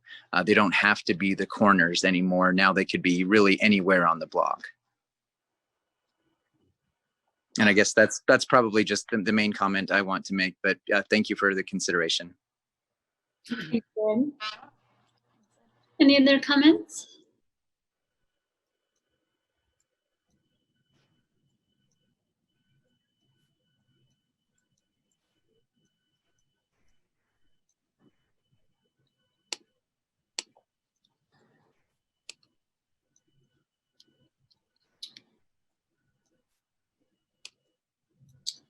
Okay, I'm not seeing any other hands raised. This is not a public hearing, so I'd be happy to consider any motions unless there's more discussion. Here, if I could take a minute, maybe 2. I have thought about this a lot. I gotta say though, that my history, I've never been a resident of any other city for any length of time. I was born here in Ogden, I was raised here in Ogden, and I've chosen to make it my home. I also am pretty old, so when I was young, 25th Street was not any place that you wanted to travel. You didn't want to go there. It was not an inviting place for, I'm going to use the word polite society. It was, it just wasn't inviting. And it has taken decades for us to get the genie back in the bottle and have 25th Street particularly start to develop in a very healthy way, where we've got lots of businesses that you can, restaurants and other types of service businesses. And I think that is what comprises a healthy economic district. My concern is with density. that becomes my real issue. Anything we approve, Thane makes a pretty good pitch that he wants an upper end, a high scale development there, and I think there is some sections of our population that really want that. Problem is we can't do that with ordinance. We can't guarantee that with ordinance, and so the density becomes the issue to me. It makes me fear that we would revert back to some of those days that some of us that are old remember very well. The statement is if we don't learn from history, we're doomed to repeat it. It hasn't been demonstrated to be as a need that we need more area or more drinking establishments in Ogden, because there are other places that they are allowed that they have not been taken advantage of. So what we come down to is that we have, I think we're trying to satisfy a particular petitioner rather than a citywide need. And while I would really like to vote yes on this, because I think Thane has been a good partner with Ogden, I can't get over this density issue. And I would appeal to each of you to kind of think back at some of the history that Ogden is it's a notorious street in Ogden, and why it was that way. And I just where we're trying to move into the Make Ogden program, I think it's a fragile thing in its infancy. I think we need to be really careful, and I'm concerned that we're making a bad direction if we approve this. We're essentially going, our ordinance says 2 at the present time, and it's going to 6. Now I know that there's some mechanics to all that, but I'm just really concerned that we would make that kind of a thing, particularly CBDI wide. It's not just in the 25th Street area. It's the whole CBDI. That's my concern. So I just propose that to you for your consideration. Hope you'll consider the history and vote your conscience. Thank you, Councilmember Heyer. Any other comments? Chair, if I can make a quick comment, I'm wondering if Councilmember Heyer is gonna help us make a case to change our tagline of Untamed. Maybe we had to work at changing that. We don't want to be untamed anymore. So just the question I have, I'm not sure who this question might be for, but what would happen if this is adopted? And 1 second, Anthony, do you mind muting just for a minute? Thank you. Go ahead, Councilmember Lopez. I just couldn't hear. What would happen if we adopt this and it passes, and let's say a couple years down the road, I have a different opinion than Councilmember Heyer. I don't believe that this would in any way lead us down the road to what Ogden used to be. I understand where he's coming from, but I have a different opinion. But if, let's say that, worst case scenario, something like that were to happen, I mean, we'll be able to rein this back if we needed to, and revisit the ordinance and make changes if we needed to. Is that correct? I mean, I don't know if that question is for Janine or for who. I mean, I think, I would just say my limited knowledge, right? We can change an ordinance whenever we all decide to do it, right?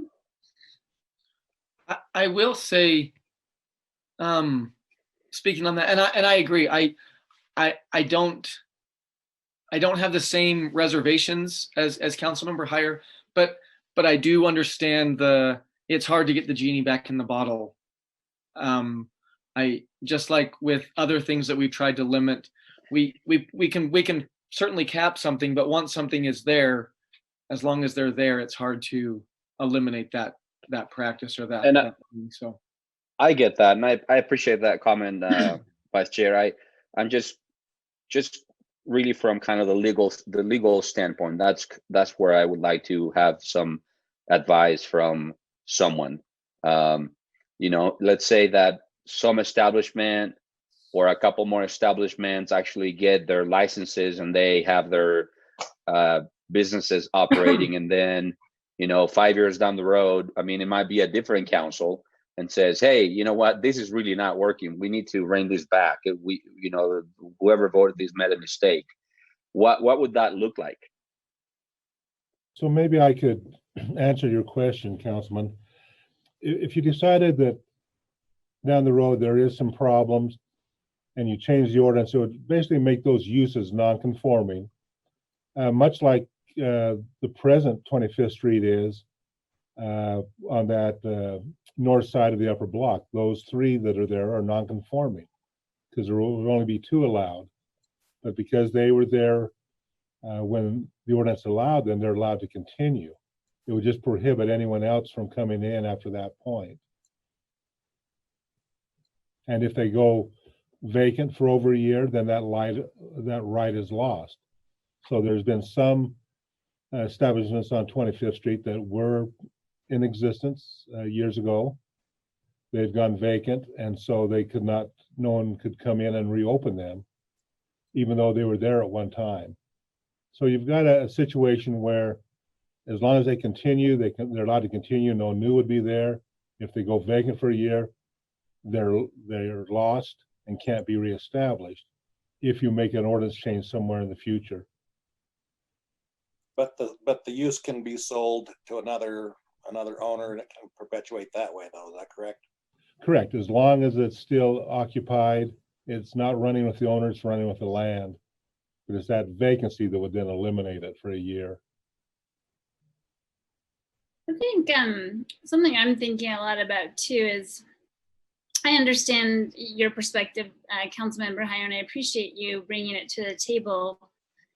I guess in my mind, when I think about the Make Ogden plan and all the things that we're putting in place and all the investment that Thane and Jared have put in, among many other folks, that the vision that I have for the future of downtown is very, very different, in that the market forces would not allow an establishment like that to last very long.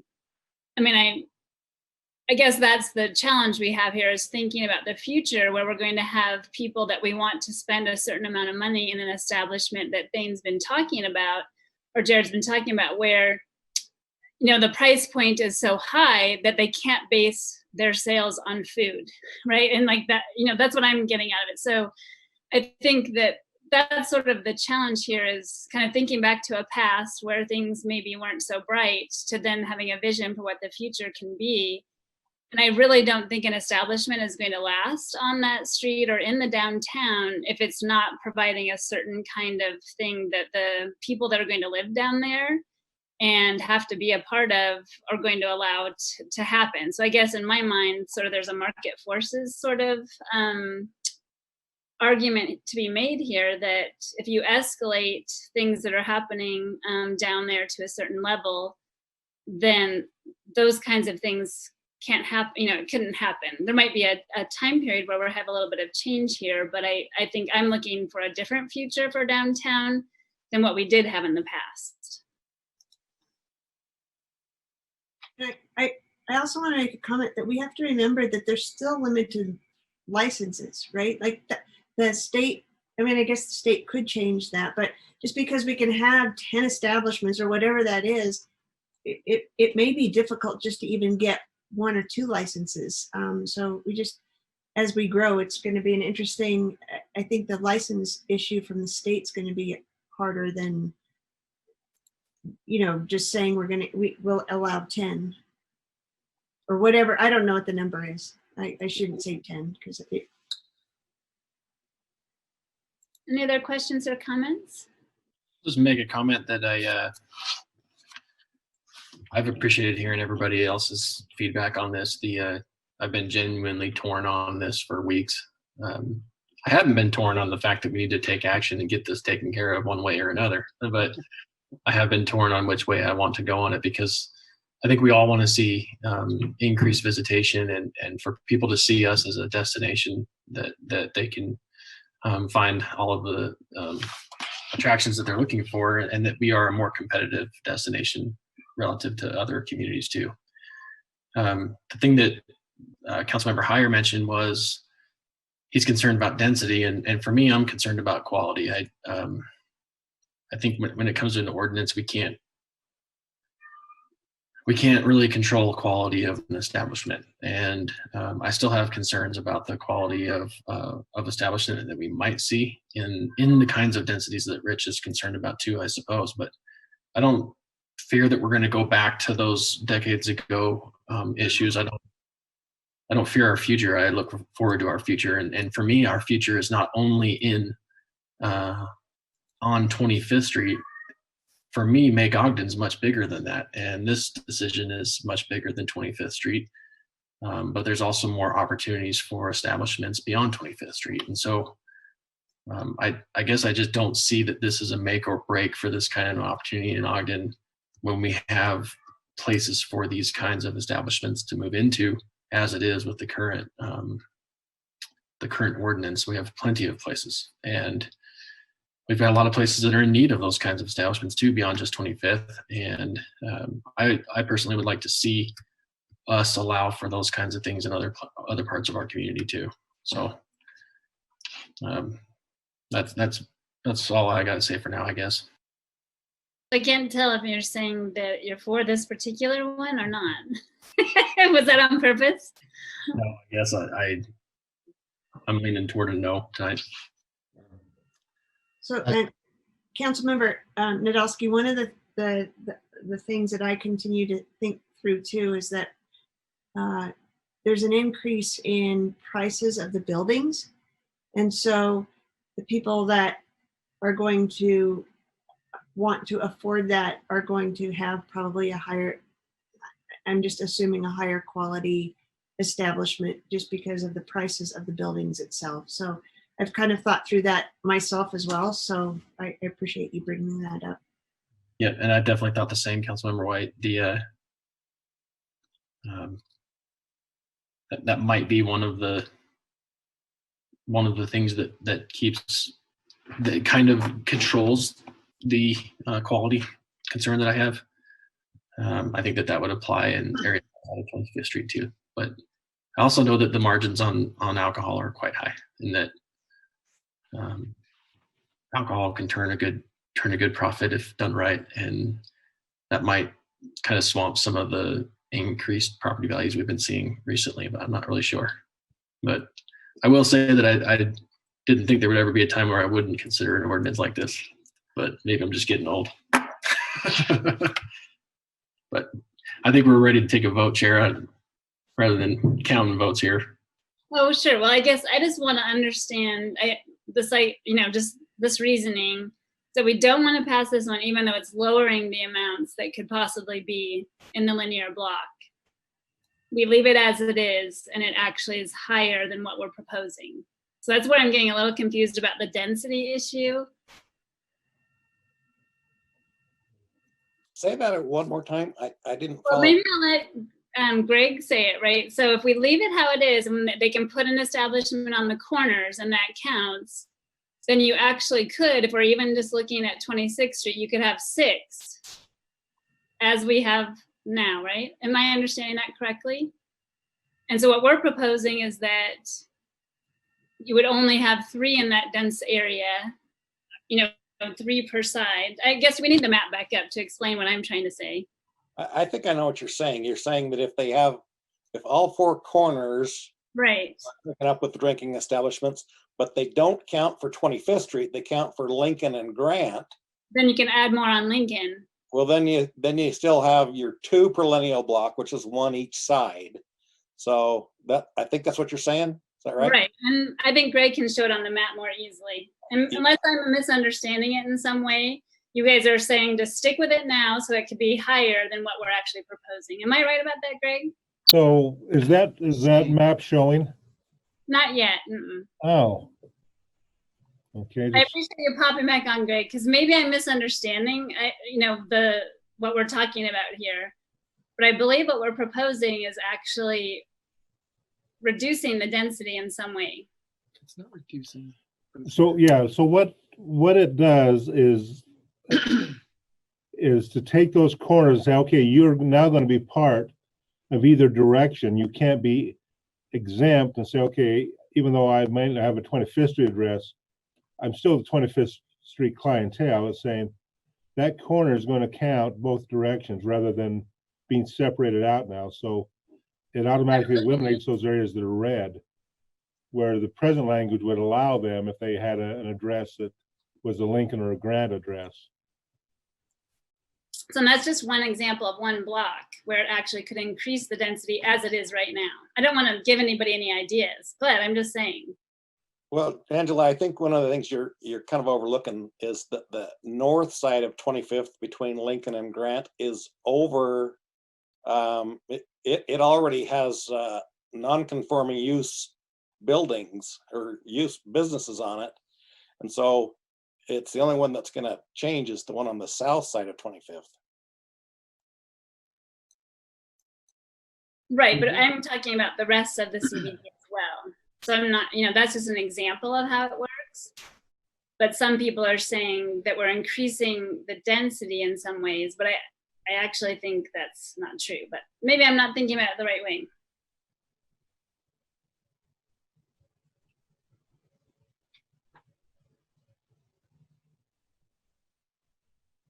Chair? Yes.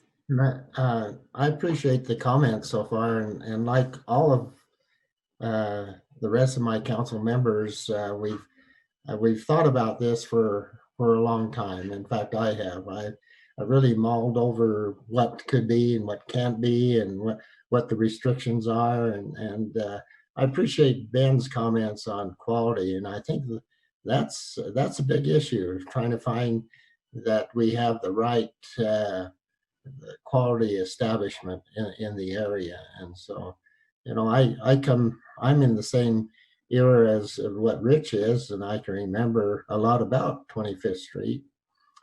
Rich is much older than I am, so what I'm hassling with is the density, and that's why I asked the question, would it increase the numbers? But I think Ben brought up a very comment as saying the quality, and that's another consideration that I need to make is, well, is this going to add to the quality or not? And that's a big issue. I would just like to say one thing real fast, and I totally respect and agree with Councilmember Nadolski on the we can't legislate quality. We can't, and that's a valid point, and I totally wholeheartedly agree with that. However, I do believe that our downtown is a destination, and I do believe that people choose to come here and enjoy it when they're here. However, when there is a negative about our downtown, that's what seems to come up, is there's not a place for people to go and get this. And I believe, and again, I was born and raised here also. I do travel to other cities, and I do enjoy going to their downtown and seeing those places. And I agree that their downtowns, that's the one element of our downtown that's missing from others. But I do believe that we're overlooking all the work that's been done in our downtown. Not saying that we'd hate to see it revert back to what it was, but I believe when I was younger, our city embraced that attitude and embraced that kind of mentality that Ogden's downtown is rough, and I think that's different, and I believe that we owe a lot of credit to a lot of people that have put a lot of time and effort and money into our downtown to make it a much more inviting place, and a much more welcoming and a much more social area. And I believe that these allowing these establishments, while I agree and I totally understand the fear, I do believe that by going ahead and moving forward with this proposal, that we're just continuing to try and create a more inviting and create a more social aspect to our downtown. And so, like I said, I wholeheartedly believe or understand the opposing views. I totally understand those, and they're totally valid. And maybe I'm just not as fearful right now. But I do believe that these can be.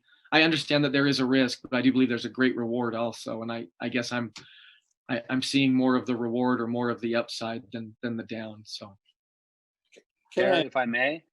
Yes, Councilmember Lopez. I just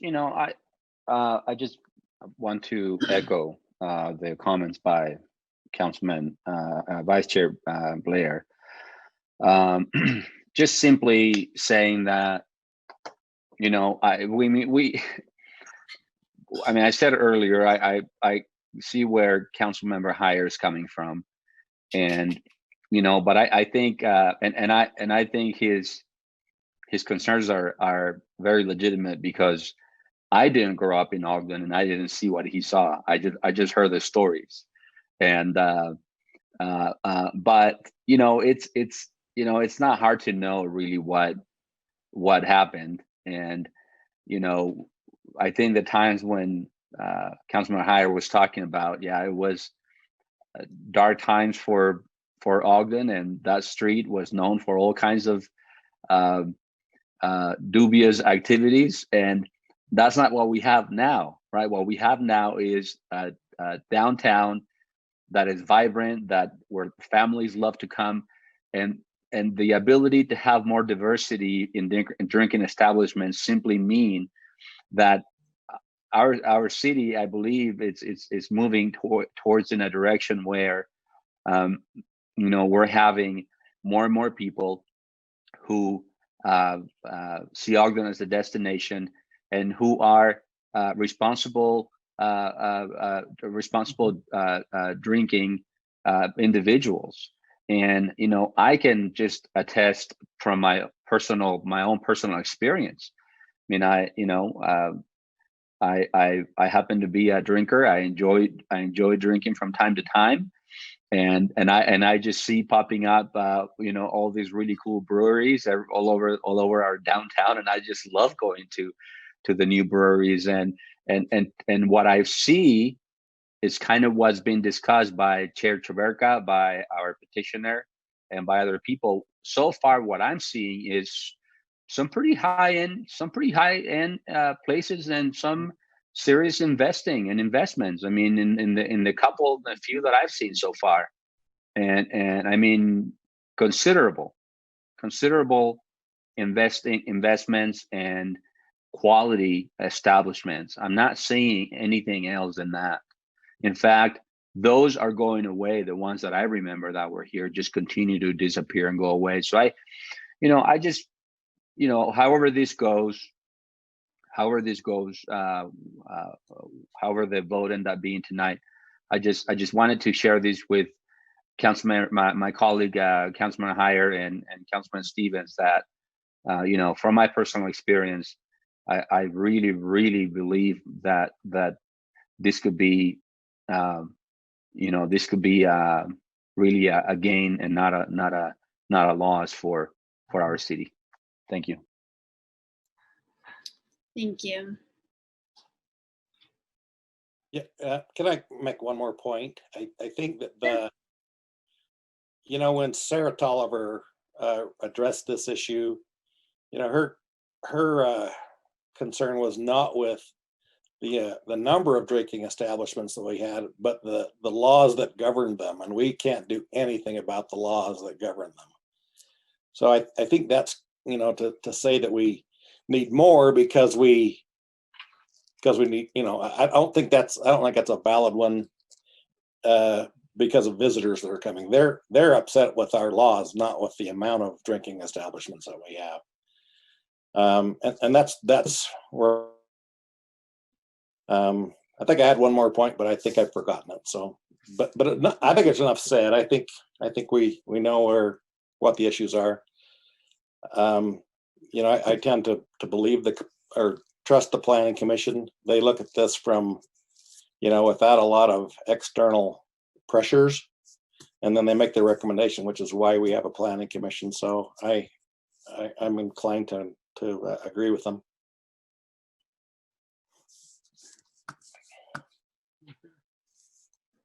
Any other comments or questions?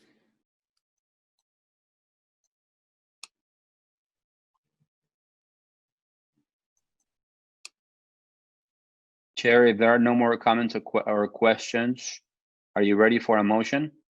Sure. Like to make a motion to adopt proposed ordinance 2021-1.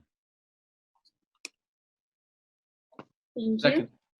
I have a motion by Councilmember Heyer and a second by Vice No, Chair. Councilmember Lopez. Sorry, Councilmember Lopez. I'm looking at Councilmember Heyer. Sorry, Councilmember Heyer. A motion by Councilmember Lopez and a second by Vice Chair Blair to adopt proposed ordinance 2021-1. And this is a roll call vote. Chair, can I make one more question? It's just a procedural. We had a 2021-1 earlier in the meeting today. That was a resolution. That is. That's a resolution, yeah. Okay, yep, all right, fine. I just want to make sure we didn't goof it up. Good job. Yeah, that was a resolution. This is a roll call vote. Councilmember Lopez, Aye. Councilmember Nadolski, No. Councilmember Stevens, No. Councilmember White, Aye. Councilmember Heyer, No. Vice Chair Blair, Aye. Chair Chaburka. Aye. And that passes. Thanks again so much, Greg, and everybody on staff for all the hard work that went into this particular item. And I do, just speaking to Councilmember Heyer's comment about respect to the Planning Commission, I really value their opinions and their work that they put into these decisions that they make. At this time, in a whole nother decade, basically, I just have a different opinion about that in the times that we're in. So not to disrespect their work at all. So anybody else would like to comment? Can I make a comment quickly? Yes. I was so narrowly opposed. I just want to say that I don't have a lot of heartburn that it passed tonight. I honestly don't. I just went back and forth so much in my mind, but there's a lot to say for the vision that Councilmember Lopez shared, and I absolutely share that vision for Ogden too. And I hope to see that vision for us too. And I want to make that comment on the record. I just felt like some of the mechanics of the ordinance didn't quite ensure that for Ogden, and so I lean toward the no. But I don't have a whole lot of pessimism and skepticism about the vibrancy of our future in Ogden. So I appreciate the deliberation from the council members. I have a lot of confidence in our planning commission, but I also have a lot of confidence in the collective conscience of this council. Thank you. Can I also make a comment about that? I went to an APA conference in Boston where they did have the problem we had early on in the 20th century, and they did some things that I think that we probably ought to consider, just to make sure that the vision that Councilmember Lopez and White and those visions come to fruition. Is they had a really cool police presence in those areas, particularly in the evenings and nighttime. And I really think that Ogden ought to consider something like that. That's not something we would do by ordinance, but they had kiosks that these police officers that were almost kind of in costume, but they were police officers for sure, and kept the peace and kept the elements that make these places bad, kept them away and kept them upscale. I do not consider something like that particularly if we're going to increase the density. I think that's valid. Would anybody else like to make comment? Chair, I have a question. So speaking to the comments of quality, I'm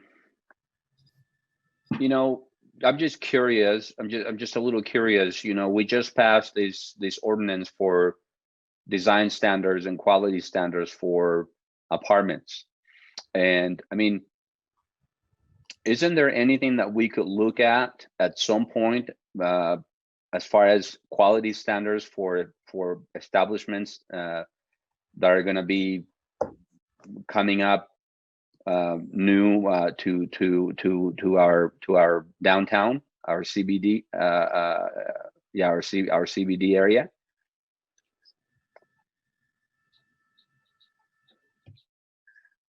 I would think design standards, yes. Standards of activities taking place, the rules that are governing the establishment, I would say probably no. And I understand that. I understand about the rules. I totally get that. Whatever happens inside, but design standards. I mean, again, I'm looking at. I mean, I'm just gonna throw two places that I just saw. They're both breweries. The one next to Slackwater, that new one, which is amazingly beautiful, right? And then the OG UT, I think, behind the junction, which is also beautiful place. And so that's what I'm talking about. Those kinds of places attract the certain kinds of people.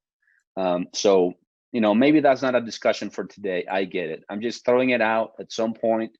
If we can maybe play with the idea, maybe I'll reach out to our council staff and pose that question.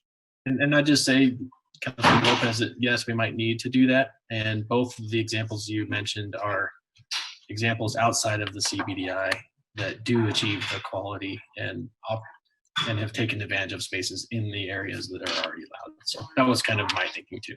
So, yeah. But, okay. Sorry, Chair.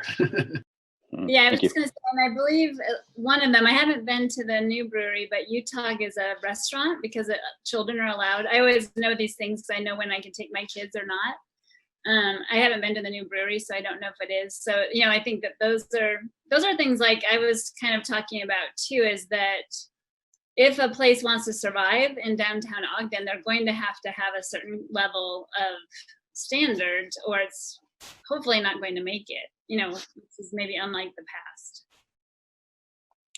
I think Member also, Stevens, yes, go ahead. I think also, Chair, that, I think Councilman Lopez brought up some interesting comments. Is we still have a lot of work to do, both in our building codes and also in our central business district. But, I hassled with this decision, and I hope that those that are listening don't take it that those who voted no are against progress for Ogden. I don't think that's the real picture. I think the real picture is that we want those opportunities to come to Ogden so that we can grow and flourish. And I lived here, I grew up here, and I do love this city. And so whenever I make a decision, the decision is what is best for Ogden, and that's the decision that we come up with. We as a council, even though we have different votes, different comments, different stands, and different standards, we all come together when the time comes to find out a solution to the problem. And I think that's the strength of our council, is to find that solution and to find that answer to that question. And we do it because, Number one, because of our staff. Number two, because of the administration giving us the information. I'm not against progressing. I'm not against looking forward. But what I am looking at is, I hope, is that Ogden can continue to move forward. But we still have a lot of work to do. This is not the end. We still have a lot of decisions to be made along these lines. Yes, agreed. Any other comments before we take a short break? Well, thanks again, everybody, for your work on that. Let's take a 10-minute break? I think we committed to that in our new norms, right? That we would have a break after an hour and a half, and we've gone a little bit past. So let's come back at 8:11.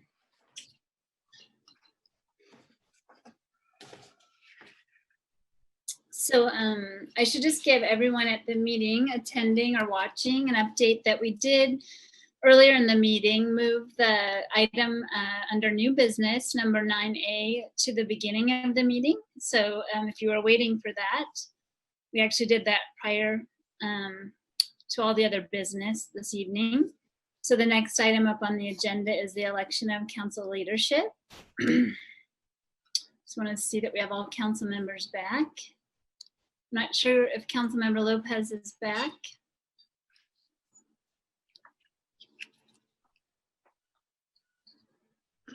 Yes, Chair, I am back. Oh, hi, thank you. So I just wanted to make sure, since we're at a point. Yep, thank you. Sorry, my video will be on shortly. No problem at all, no problem. Just wanted to make sure you were present. Absolutely, I appreciate it. So the first step in the election of council leadership, the first item will be for council chair. And so I'd like to open it up for nominations for council chair. Chair, I'd like to nominate for consideration to the chair of the Ogden City Council, Councilmember Bart Blair.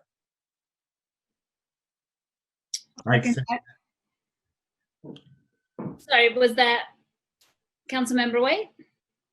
Yeah. I appreciate it. I think there was a duo, but I just wanted to be sure. So we have a motion by Councilmember Heyer and a second by Councilmember White. It's actually just a nomination. A nomination, right? A nomination for Councilmember Blair for council chair. And would you like to make any comments, Councilmember Blair? Yes, thank you. I would just like to thank each of you for the opportunity that I have to be able to be nominated to serve as council chair. And I'm thankful for the work that's been done. I think we've got a great opportunity because of the work that's been done here in the past, especially the past few years, to work with administration and to really get some things done, to really use that partnership and tackle some big issues and some things that really could make our city government much better and much more transparent. So I'm excited about that. I'm excited for the opportunity to work with each and every one of you, to represent you as a council chair, and to take your ideas and your concerns and see if we can get those resolved and continue to work through those. I'm also excited about the opportunity. I believe there's some processes that need to be addressed, and I think we've got a great opportunity and a very strong council to be able to work through those processes and make those also much more open and transparent and much better for future councils. And again, I think our role with the budget is so vital, and I think the more we can work together and to continue to put our handprints and put and shape the budget the way we want it, so that those things that we feel are important can continue to be funded. I think we have a great opportunity to do that, and I think we've made great strides in that in the past. So I'm just excited to work with each and every one of you, and I'm excited about this opportunity. So thank you. Thank you, Councilmember Blair. It's getting a little late, I guess. And we had one motion for that position. So now I'd be happy to consider a motion. I'll make the motion that we vote on that nomination. Second it. A motion by Councilmember Heyer and a second by Councilmember Stevens to approve Councilmember Blair as the council chair. This is a roll call vote. Councilmember Blair, Aye. Councilmember Chaburka, Aye. Councilmember Heyer, Aye. Councilmember Lopez, Aye. Councilmember Nadolski, Aye. Councilmember Stevens, Aye. Councilmember White, Aye. And that passes. Sorry, I was still waiting because I'm muted the last one to go. So sorry about that. Congratulations, Chair Blair, well, soon to be Chair Blair. We really appreciate your willingness to serve in that position. And I've really appreciated serving in leadership with you over the last year. Thank you. Thank you, and thank all of. Now we'll open it up for nominations for Council Vice Chair. Chair, I'd like to nominate Councilmember Doug Stevens as Vice Chair for this coming year. And are there any other nominations? Chair, I'd like to nominate Councilmember White for Vice Chair. Thank you. Any other nominations? Okay, so now we'll hear from the Vice Chair candidates in the order of their nomination. Councilmember Stevens. Thank you, Chair. First of all, I want to mention my appreciation not only to Chair Chaburka and Vice Chair, now Chair Blair.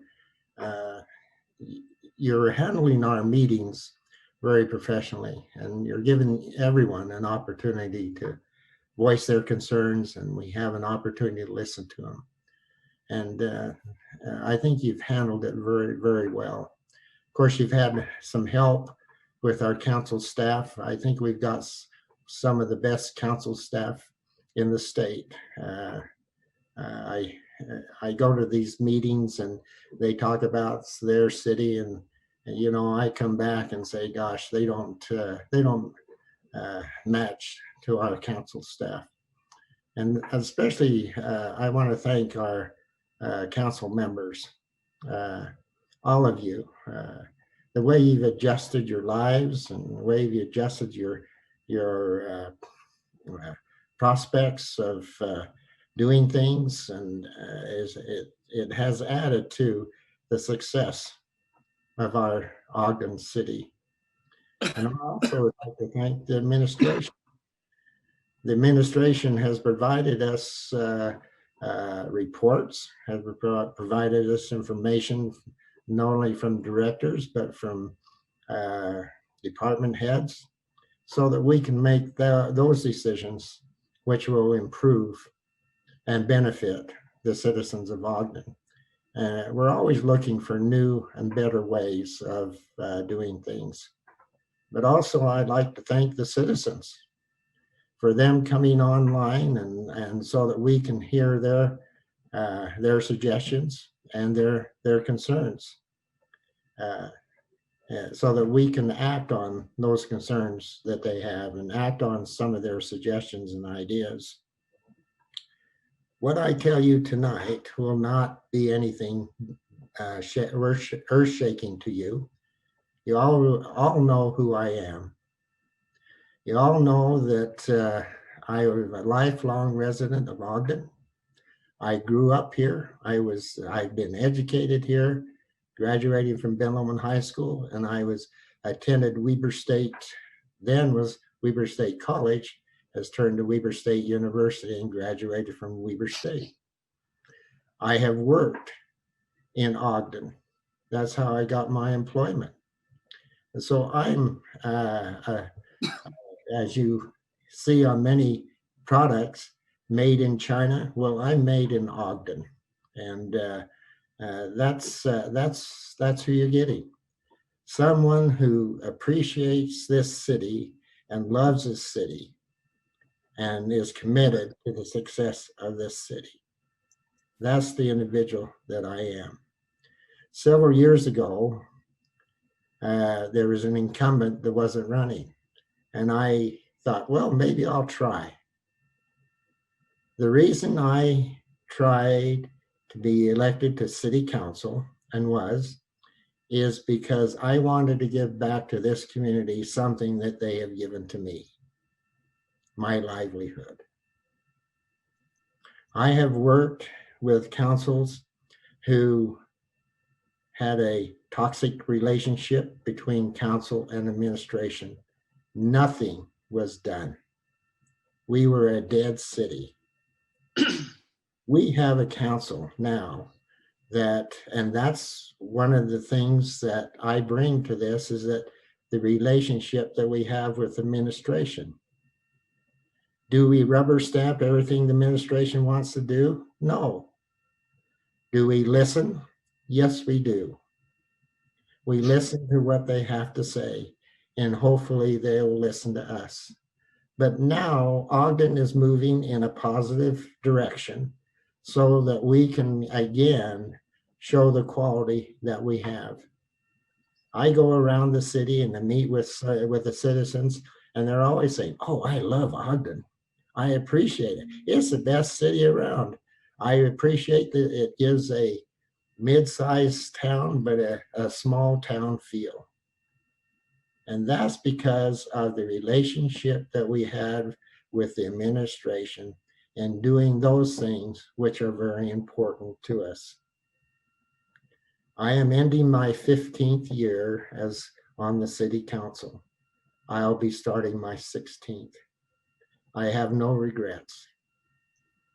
I know this council will come together, whoever is put in as chair and vice chair, and proceed in the positive direction. There are 3 other things that we need to listen to and adhere to. Number 1, we need to listen. And that's my commitment to you as council members, as chair, and whoever is vice chair, whether it's me or council member White. I am committed to listen to your ideas, your suggestions, and your concerns. My main objective is to make you successful in what you're doing. I talked to Janine the other day, and she says the main purpose that we have as a council staff is to make sure we are successful council members, and they do that very well. So I am committed to listen to you. I am committed to listen to our council staff because they have wonderful ideas. They have direction that I need to hear to. And I'm committed to listen to the administration. But most important of all, I'm committed to listen to the citizens. My door is open 24/7. You can get in touch with me. I have an open door policy. The other thing is the communication. If you have anything that you want to give a suggestion to, just give me a call or text me. We need to communicate with each other to share ideas, to share understanding. Does our ideas or our viewpoint and perspective changes? It may and it may not.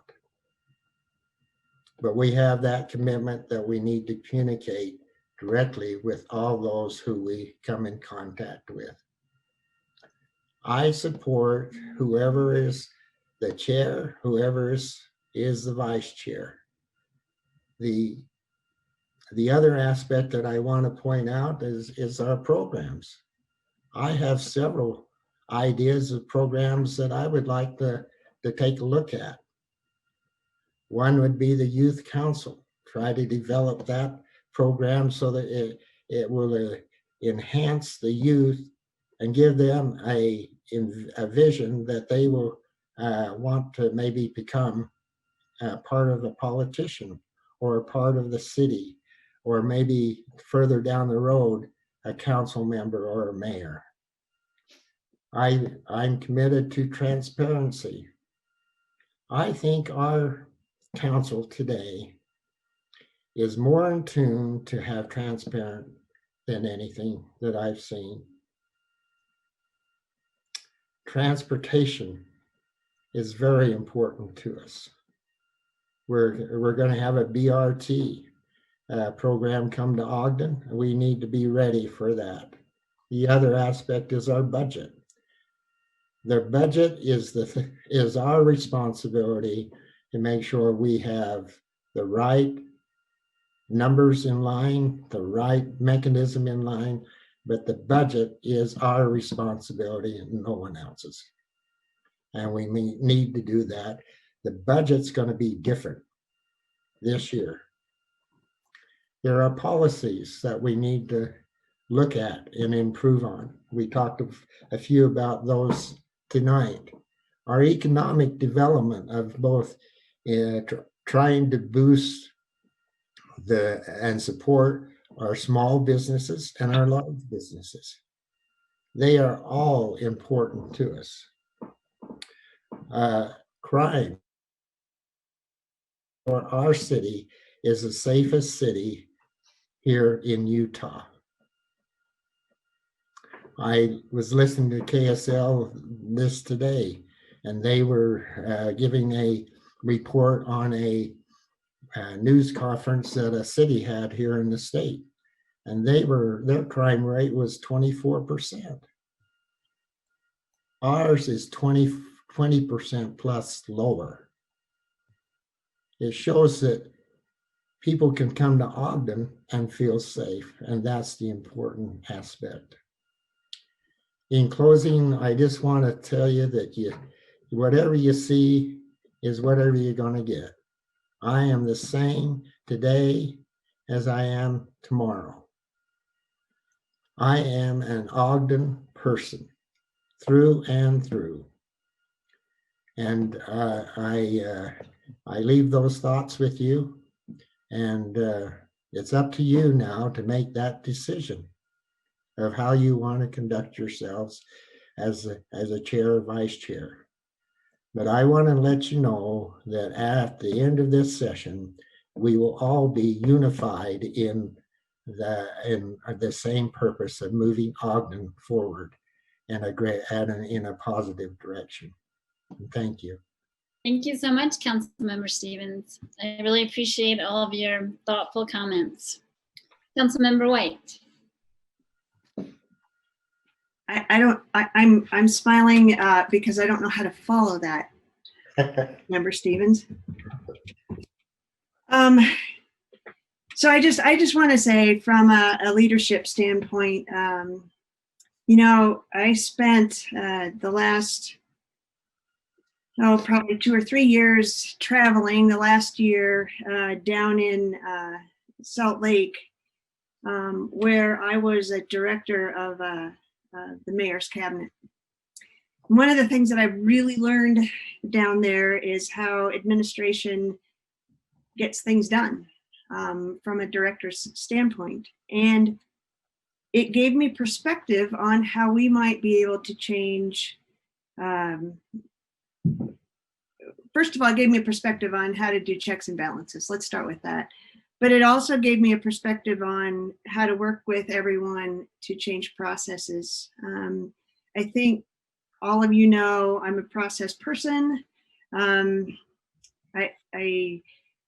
enjoy changing processes, and I think that learning the other side really helps to bring some of that to the council. And now Chair Blair, I like he said, I would like to help try to bring more transparency to the public, more collaboration, and ultimately to have a better council and have a better Ogden city. And so from a leadership standpoint, I have the time.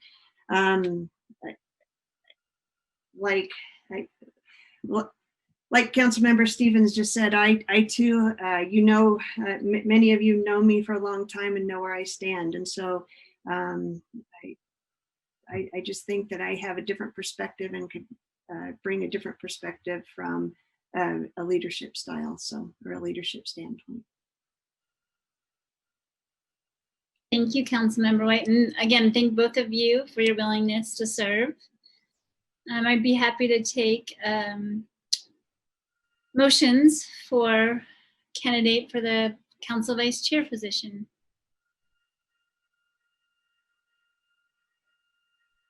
I misunderstood her because Chair, don't we consider them in the order of which they were received? Yes, I think someone still has. Rich, Yeah, I think you're on mute. I was muted, sorry. I gotta tell you that I want to make the motion for Councilmember Stevens to be considered as vice chair with some findings that he has faithfully served Ogden for the last 15 years and hasn't served in leadership, but one time as vice chair. So that's why I'd like to make that motion. Okay, so we have a motion from Councilmember Heyer to nominate Councilmember Stevens as the council vice chair. Is there a second? I second. We have a motion by Councilmember Heyer and a second by Councilmember Lopez. This is a roll call vote.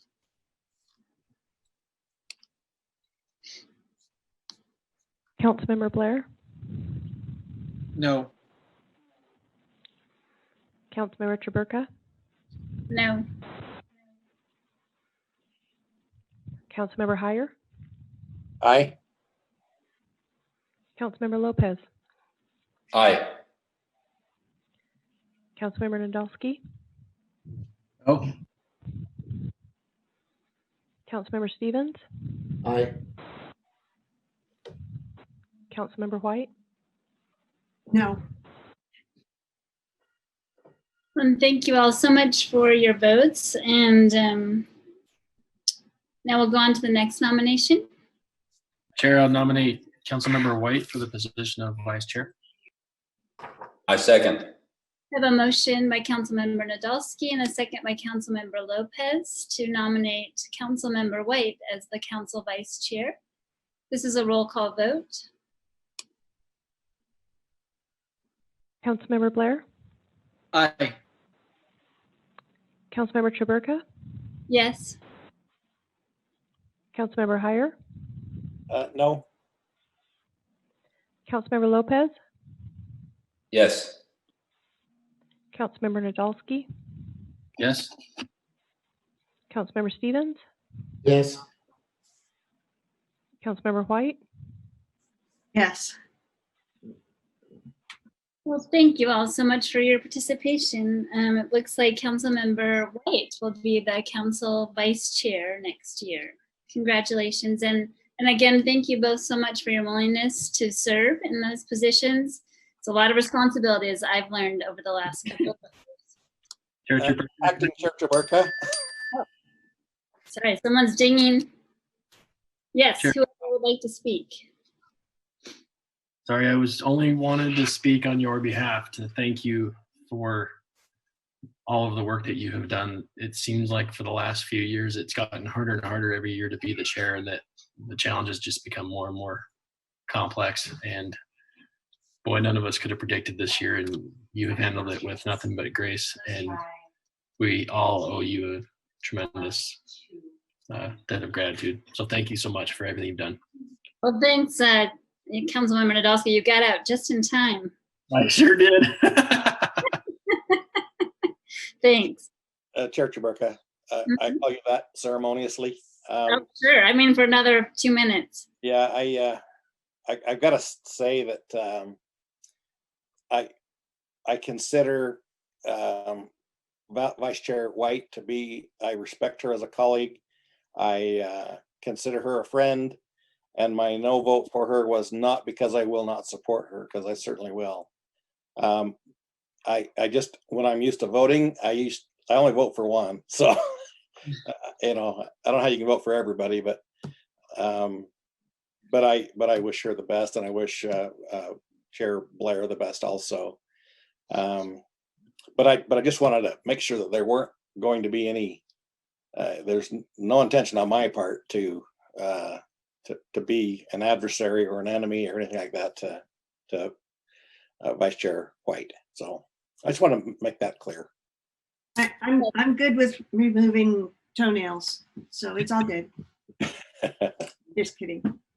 Well, and I want to acknowledge Councilmember Stevens for your willingness to put your hat in the ring and serve for all of us. And we certainly appreciate all of your wonderful comments and participation Thank on the you. council. Chair Chaburka, Yes, can I say something real quick? yes. May I say something real quick? I would just like to thank you for the year you've served as council chair.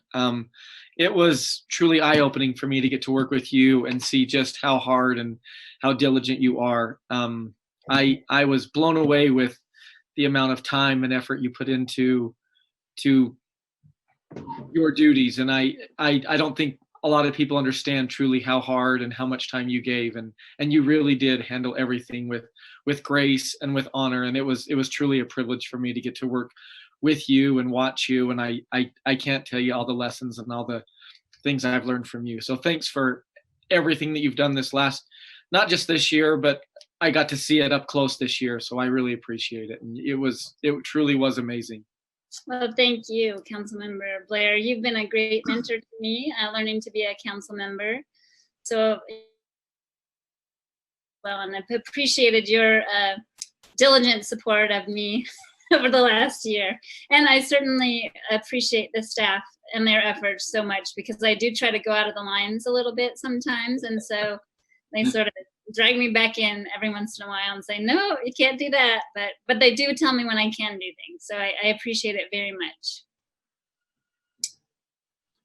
Okay. I think. Chair Chaburka? Oh, please. I'm sorry. I would be remiss if I didn't echo the comments. You know, one of the reasons why I have so much respect for people that step up to serve in leadership. And, you know, I think I've been very vocal since I was elected to the council about how strongly I feel of the role, the important role that council members need to have when they serve in leadership. And that is part of the reason why I also haven't been able to step up and serve, because I don't believe that my time commitments would allow me to dedicate the time I think is needed to be effective in leadership.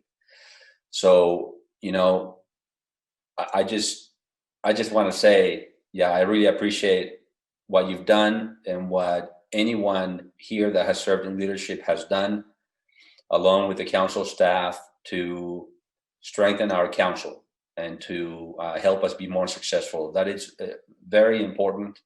So thank you. Just wanted to recognize that. I appreciate it. Thank you. And the same goes for Vice Chair Blair and now Chair Blair. Thank you. Thank you. So now I think we're going to do administration of the oath of office.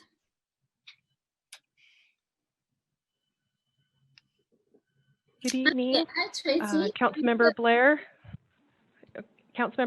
and Councilmember White. If you would look into the camera, raise your right hand and repeat after me. I do solemnly swear. I do solemnly swear. Solemnly swear. Sorry, I had to get my mute off. That I will support, obey, and defend. That I will support, obey, and defend. The Constitution of the United States. The Constitution of the United States. And the Constitution of the State of Utah. And the Constitution of the State of Utah. And that I will discharge the duties. And that I will discharge the duties. Of my office with fidelity. Of my office with fidelity. Congratulations.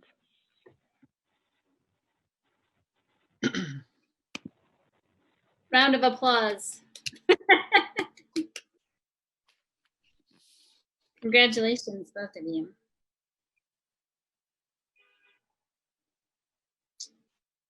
Okay, now we move on to the public comments portion of the meeting.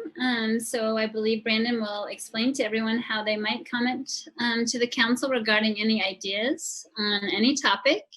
And please be considerate at the meeting and state your name for the record. And you'll have 3 minutes to talk.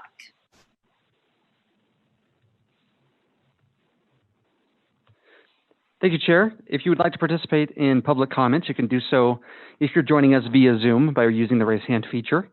We'll just go right down the queue. And as Chair Chaburka said, state your name for the record and limit your comments to 3 minutes. Michelle, you are first to go. And you will be unmuted now. I wanted to comment on the situation. Oh, my name is Michelle Steiner. And I wanted to comment on the situation with the homeless encampment on just nearby the Lantern House. And what I wanted to comment was, obviously we need realistic, permanent housing solutions for people who are disadvantaged or unhoused. But in the meantime, we're in the midst of a pandemic. I don't know that we have anything right now in the works that's going to be a long-term, realistic, permanent situation immediately.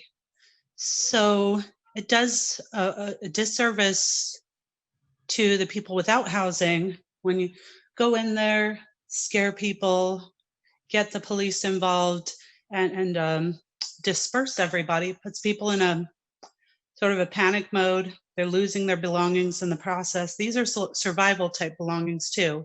It's not like losing a deck of cards. You're talking about the things that keep you alive in the wintertime. Socks, clothing, blankets. And then it puts pressure on the humanitarian groups to try to help people alive to replace those items or help to replace those items. That pressure does not need to be there.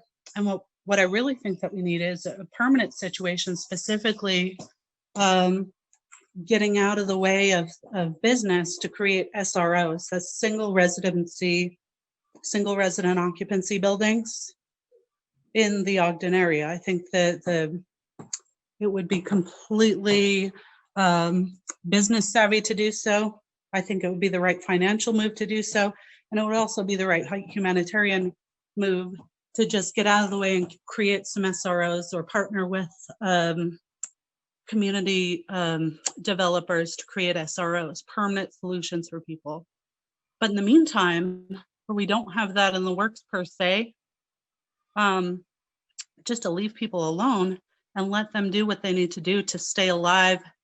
The pandemic's bad enough, but to go in there and shake people up and just spread them all over the community, it does a disservice to them. It separates them from their access to resources, to the assistance they're getting at the Lantern House, social service agencies that are trying to reach out, advocacy groups, and more than that, though, it's not the right thing to do and it's not the moral thing to do. So that's where I would leave, probably leave off. Thank you, Michelle.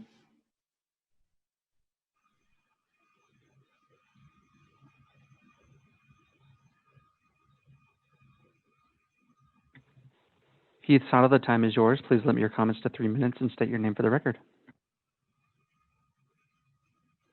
Hi, Heath Sato, Ogden resident. First off, thank you, Council, for adopting the Utah Compact on Racial Equity, Diversity, and Inclusion tonight. That was awesome. On my mind most tonight, though, is that our homeless situation is only set to grow as we continue to ignore our housing crisis here in Ogden. Can we get everyone here as passionate about human lives and housing costs as we are about bars? The last time Council met, members of our community spoke for nearly an hour about their concerns about how the encampment near the Lantern House was dispersed and how their concerns about uprooting them was directly in opposition to CDC guidelines. Many people had questions about how those choices were made, how we could do better, and some people even presented ideas about how we might better address these issues that are only growing. After that hour of speeches by concerned citizens, Council Chair Chaburka thankfully showed us that she had listened and was considering what the community had said. I know a couple of council members have since spoken to Angel Castillo about the ideas she presented at the time, and I'm very thankful they are interested in our city doing better. I hope more will join them after tonight. This is an important issue that literally has lives on the line. At the end of the meeting, Chair Chaburka then asked the mayor if he would, quote, like to address the notice given for the cleanup, what resources were available, and how the CDC guidelines might have been followed, unquote. And this is my frustration. The mayor responded to this issue directly for 4 seconds, then spoke about his own family issues for 5 minutes. It's all recorded. Go watch the video if you don't believe me. 4 seconds about these human lives. 4 seconds. The entirety of his response to a concerned community that spoke on this issue for an hour was just this, quote, every single encampment and everything else got a 24-hour notice so they could do that, unquote. That's it. The rest of his 5 minutes was spent telling us a sad story about how many of his own family members have COVID. I get it. It sucks to have family members with COVID. That's why I've been begging the mayor for months to do more than the least that is required of him for reducing the spread of infection in our community. But he's done literally the opposite of CDC guidelines regarding COVID by dispersing the Lantern House encampment the way they did. The irony is not lost on me. The mayor doesn't seem to have even bothered to show up tonight. He always seems to disappear when things get messy. So someone please pass this message along to him. Mayor Caldwell, listen to your community. Let them know they've been heard. Respond to them. Now is not the time to be uncommunicative and stuck in the belief that you cannot do better. Please, human lives matter even when they don't add to the tax base. Show us do better. Thank you. Good night.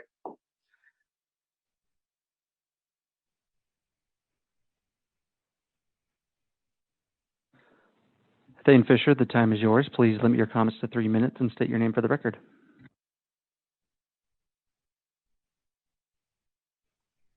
My name is Thane Fisher, and I wanted to stay on this Zoom call tonight. One, to say thank you for all the time and effort that was put into the consideration for the ordinance and the petition that was approved tonight. I will say it's hard. There's 3 things you don't want to follow: Heath, children, or pets. So this is a tough one to follow, but it is a very serious situation. But I would like to say that I do thank all those that did participate. I didn't get the opportunity to thank you, and I thought I would be respectful to at least stay on the call and say thanks for all your time, work sessions, and consideration into this petition and ordinance. And that's it. Thanks, Thane, and thanks for your patience.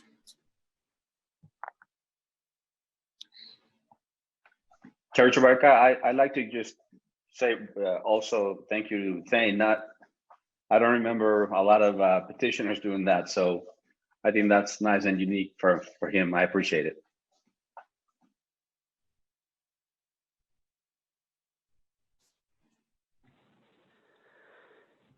Harvey Day, the time is yours. Please limit your comments to 3 minutes and state your name for the record. Hi, I am Harvey Day. This is regarding the sweeps of the camps of the unsheltered people near the Lantern House. I think every member of this council, every police officer on the force, and every member of this administration who signed off on this action initially should be deeply ashamed of themselves, knowing full well that neither you nor them had a backup plan was immoral, irresponsible, and cruel. Thank you to all of the other community members who have commented on this. I think it is just outrageous. Thanks.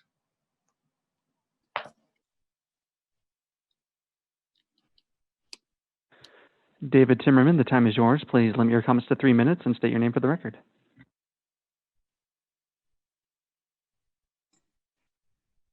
This is David Timmerman. I'm an Ogden City resident. Can you hear me all right? Yeah, hi. Hi. A couple of things. First of all, Ms. Chaburka, thanks for your service. I think you've done a great job. And I look forward to Mr. Blair taking the helm for the next year. Along those same lines, I would like to say a couple of the the council members, starting with Mr. Blair, talked about transparency being important. And this is one of my pet peeves, because I feel like we're lacking that. And I do hope, hearing that from you guys gives me a little hope. Along those lines, I would like to say that the Ogden City Police Department is still one of the most covert public entities that I've seen, based on my experience as a former officer. And I would still love to see us try to embrace the police reforms which have been outlined previously. Apparently the assistant chief is going to be, or has already been sworn in as the new chief. I would question that selection, and I don't know who did the search, if there was any kind of search even conducted. I don't believe there was. But I do believe, based on my experience, if you want to enact real change, sometimes that starts that starts at the top. And I would like to see not necessarily an outsider, but I would like to see someone new, not a member of the Ogden City Police, who has served his entire career here. And I do think he's a nice person. I've met him, chatted with him. But I think we need reforms, and we need transparency in that department. And I would urge the council to put those priorities in place and work for that.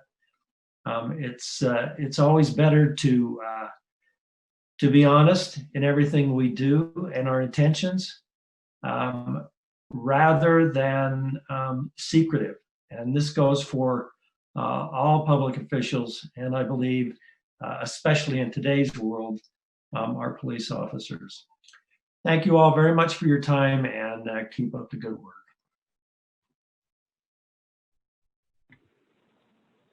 Angel Castillo, the time is yours. Please limit your comments to 3 minutes and state your name for the record. Good evening, Angel Castillo, Ogden resident. Congratulations to Chair Blair and Vice Chair White. I'd like to talk about our unsheltered population and the challenges Lantern House is experiencing with the COVID deaths and active COVID cases. And simply stated, they have empty beds because people fear for their lives. And we all know this led to the encampment around the Lantern House. And we all know what happened in December with the city deciding to clear the encampment in direct defiance of CDC guidelines, which call for not dispersing encampments during COVID pandemic. A large encampment is not an optimal solution, and there are legitimate concerns about excessive trash, waste, fires, crimes, and assaults. And at the last council meeting, I provided you solution with zero cost to the city, mitigating every single one of those concerns, providing a clean and safe way for us to get our unsheltered population through the winter according to CDC guidelines. And while most definitely it's not the final solution for this challenge, it's a step in the right direction. And our nation's leading scientists and epidemiologists have determined not dispersing encampments is the safest thing to do, and we need to follow that guidance. We do not know better than the nation's leading experts in COVID transmission and management. Therefore, I ask you as a council to protect our community with a temporary resolution allowing camping at the Lantern House location, renewed by City Council each week until Lantern House has no active COVID cases, and there is an alternative quarantine location with medical staff for Lantern House COVID positive clients. This request is in direct alignment with CDC recommendations, and it would help people not die. We don't want anybody to freeze to death, which I know you know has happened in Ogden, because when you clear a camp, the occupants are given an hour to move their possessions without a car. And so basically it's all they can carry, and anything left behind will be thrown away. And those items are usually the very things needed for winter survival, like tents, sleeping bags, and blankets. And I can't emphasize enough that this is a temporary solution so people don't die or freeze. This is not the answer to people experiencing homelessness in Ogden. The pandemic has changed everything, and it's City Council's responsibility to enact laws protecting our community. So let's start with keeping people safe for the next few months and have the longer conversation on how to better connect our unsheltered population to services, housing, and pathways to success. There are community partners and anchor institutions standing by ready to assist. You just have to care and take the first step towards solution. This is not a money problem. This is a lack of caring problem, and ignoring it isn't going to make it go away. So I'm asking you all the question, do you care? Do you care? And if the answer is yes, you must take action. You do not know better than the CDC. Thank you.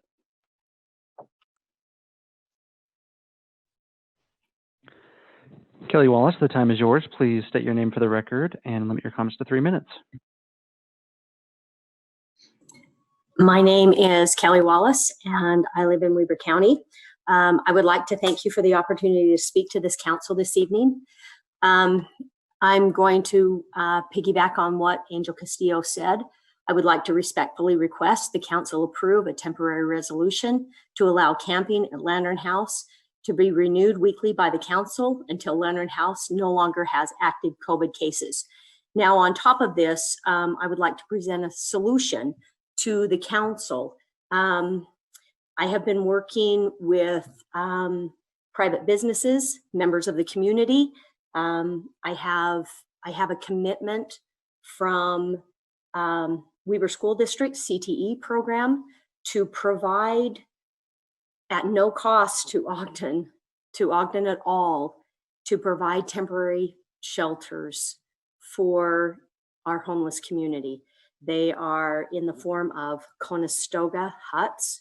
The Conestoga huts can be constructed in approximately 2.5 hours with, three people. It takes about 3 people to put them together. They can be put up very quickly. They have locking doors. They provide a safe, secure shelter for our homeless population. My understanding is that the Lantern House would be willing to have these Conestoga huts temporarily placed on their property. They would manage them. They would manage and this would be a very quick solution to a lot of the problems that we are seeing. So many residents don't want to go in the Lantern House, or so many of the homeless, don't want to go in the Lantern House because they're afraid of getting COVID. So this provides them a safe shelter. This provides them a place where a safe temporary shelter where they can put their things. So they can go out into the community and look for jobs, and they don't have to worry about their things being stolen, their things being put in a dumpster, their things being taken away from them. It provides a safe, secure solution at no cost to the Ogden City. This is all done by private businesses. I've organized members of the community, and like I said, I have a commitment from the CTE department at Weber School District that they would provide the labor to build these. So that's all I have. Thank you for your time. Thanks, Kelly. Kevin Lundell, the time is yours. Please limit your comments to 3 minutes and state your name for the record. Hi, Kevin Lundell, Ogden City resident. I want to thank you all for hanging in there through this marathon session you guys have put in today. I am also here to speak about the destruction of the encampments that happened last month in front of the Lantern House. In the wake of that, I heard a lot of the rationale coming from the city was that there were open beds inside the Lantern House. And there is a reason why the CDC has guidelines to not destroy these encampments during a pandemic. These guidelines are echoed by other really important organizations like the National Law Center on Homelessness, who also suggest not to destroy these encampments. And the reason is because a packed shelter is not a safe place. And we seem to understand this in other aspects of government and our city's life. We've worked to thankfully try to decrease the jail and prison populations because we know large people in indoor space is not safe. The shelter has already had an outbreak and has had deaths that have occurred to its population. And I also own a gym, and I currently run it at half capacity, and that's hard. But I do it because I know that it's safe and it's the right alternative. So I'm here today to urge the City Council to pass a resolution that puts a moratorium on the destruction of these encampments. It's the right thing to do, and leaving these our unsheltered citizens the choice between going into a crowded shelter or having to be out somewhere else, not by resources, is just and in the freezing cold is a really not a great decision for them. I'd also like to urge the council to live up to the original, to urge the city to live up to their original commitments that they made to the Lantern House and also the Hope Clinic, where they made commitments to help not create a quarantine at the Lantern House, but create an offsite location where they could take those people who were tested positive and put them in an offsite location so that we could keep the Lantern House safe for those who are choosing to be in there. And we can continue to do that. Appreciate all the work the Lantern House has done in their work and trying their very hardest to keep that a safe place. They've done a really great job. The city needs to step up and work to create a safer place, and an encampment out in front of the Lantern House may just be a place that could provide that. Thank you. Jenny Nagy, the time is yours. Please state your name for the record and limit your comments to 3 minutes.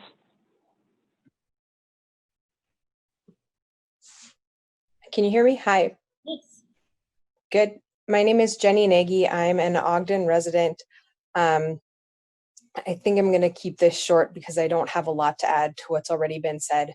I want to reiterate that I think in the long term, we need to address the affordable housing problem.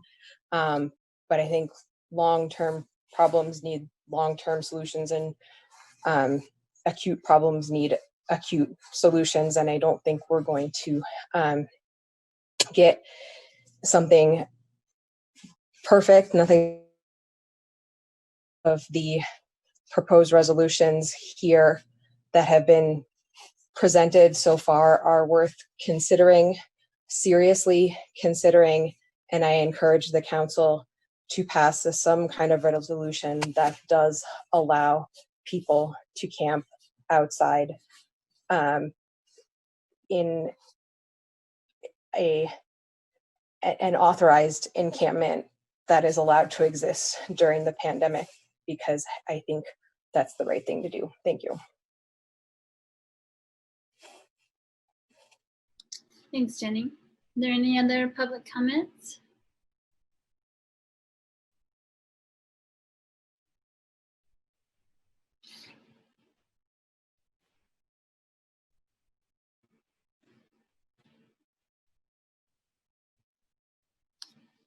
One more.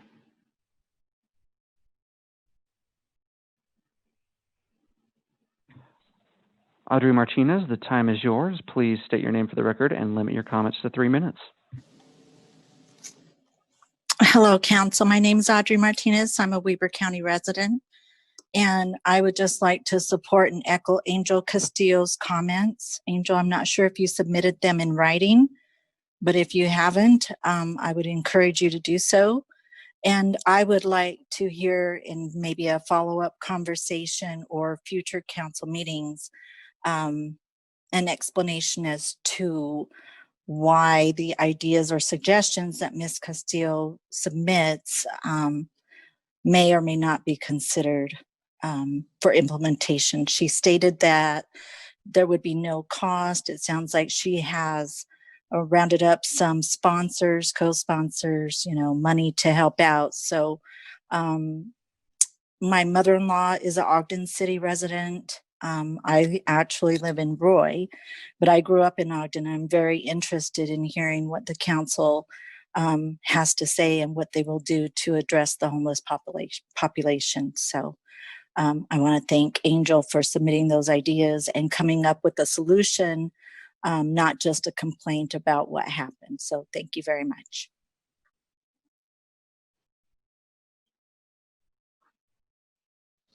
Thanks. Okay, several comments. I'm not sure if you'd like to comment about any of those things, Mark, at all. I'd be happy to.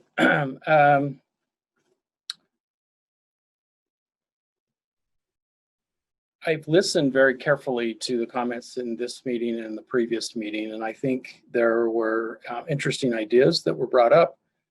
I question the no cost, because I don't know that they see all the city services that are involved when we have these encampments. There's a lot more city services, and there's a a strain upon the business community, the residents that live nearby. And I think when those kinds of decisions are made, I think everything has to be taken into consideration. I question that there's a lack of caring. I think we've spent as much time or more on this than anyone knows. There was a comment made at the beginning of COVID that we were in a meeting and we guaranteed that there wouldn't be quarantining at the Lantern House. I think there's a misunderstanding that the city had any control over where the quarantine took place. At the time that meeting was held, the county had proposed a quarantine spot that later wasn't working out, and they rescinded that. Quarantine plan was then put together where the family section of the Lantern House has been built to be kind of separate from the rest of the Lantern House. It is where they moved the families to another location and are housing them in a separate place. And they are housing COVID positive patients in that part of the wing of the Lantern House where no one else is allowed to be. Currently, Lantern House has 2 positive cases, and they're secluded in that family area. There's testing that's now being given to those who come into the shelter. And I think that is a positive. It isn't that they are overcrowding. They have over 200 beds that are available right now in the Lantern House. Going into the place, to the Lantern House. I think I give that. I think some don't want to obey the rules of the Lantern House, and they're using this as an excuse to not be in there. We are not doing a very good job, and I don't know that we've figured out how to communicate with the homeless population to see if we can't help them change the perception into what really is the reality. And probably a Lantern House is probably safer than the camps that are out there. And the camp that was on 33rd Street was causing a lot of other issues for businesses and et cetera. That camp has since moved outside the city limits. We have no jurisdiction over that. And that camp is still functioning very well. And I know people are taking food and supplies out to that camp on a regular basis. What I'm saying is that maybe there's more to this dialogue that needs to happen. Maybe there are more things that we need to consider. And there are costs involved with whatever we do. And I don't know that the general public usually knows the cost and what is involved there. So it isn't a lack of caring. It isn't that we've gone back on our word to anyone. I think there's limits to what we have control over. Weber County, the health department, a lot of other people are involved in this, in the decisions that are being made. And we're trying to make the very best we can. We're trying to also help Lantern House because this has been a very difficult time for Lantern House. And the camp outside made life even worse for the Lantern House. They were having problems with their employees not wanting to come to work because their cars were being broken into, things were being stolen from them. They were intimidated when they would go to their cars. It wasn't a safe environment for even the workers at the Lantern House to go to work And I don't think anyone's taken into consideration how difficult that is. And it's things that it's not the ideal location for a tent city. There might be other locations in the county that would be. I don't know what they would be, but I don't know that that one is an ideal location. But I've listened, I've taken notes tonight. We'll try and digest what we've heard. We'll think about what's going on. There's a limit, in my opinion, there's a limit to what that one city can handle. And that's been our message to the state for quite a while now. This city, with the resources we have available, is at our limit of what we can handle when it comes to the homeless population. We encourage them to start using other locations in the state that don't have homeless shelters and other things, to see if we can't spread some of this to get more help from more cities around the state. And I think that that is a problem that we're seeing, that our resources are taxed beyond almost what we have the capacity to be able to do. And that is a problem. That's what I have to add about the homeless issue. Okay. Can I just ask a follow-up question? Because I was interested in, when we did talk about it in the work session prior to the holidays, the chief was saying that, I guess I'm getting to the point of all these folks requesting us to put in a resolution for a temporary halting of, breaking up camping. I guess from my understanding what the chief was saying, and maybe I misunderstood it, if it's not a giant encampment somewhere, it's just a person or two in different places, they're not really, no one is actually getting arrested or anything like that. They might be asked to move along to a different place if they're in front of a business or something. But besides just moving people along, there's not any other activity happening besides that one big cleanup, right? Or can you just talk a little bit about that? Right. That's we ask people to move along if they start to camp, or we have businesses in town where people sleep in the doorways, and the businesses have asked us to respond and ask the people to leave. So we have a balance here. We have a tough situation because, we are compassionate also, but we're having to try and thread the needle of everyone. Everyone has rights, and we have to try and find a balance to help everyone with their rights. We don't want anyone freezing to death either. And I don't think there was social distancing going on in the tent city. From what I observed, the things that I saw when I was down there, and several of the people in the camp told our officers when they were down there that they didn't want to go in the Lantern House because they didn't want to abide by the rules in the Lantern House. But I think that is a case that we have also. Lantern House has some rules you have to abide by if you go in. The fires were causing problems for people with asthma and whatnot that live around there. That was causing problems for the businesses. There's several businesses that reported things being stolen from their businesses so that they could be burned in the fires. This is a difficult subject, and I don't know that anybody has ever figured out what all the answers to it, and it's something we're struggling with, and we're going to continue to struggle with it. I think the state as a whole is struggling. We're asking the state to take a look and see what else can be done, because I think, like I said, I don't think Salt Lake County and Ogden can be this, and St. George can be the source of handling all the homeless issues that are in our state.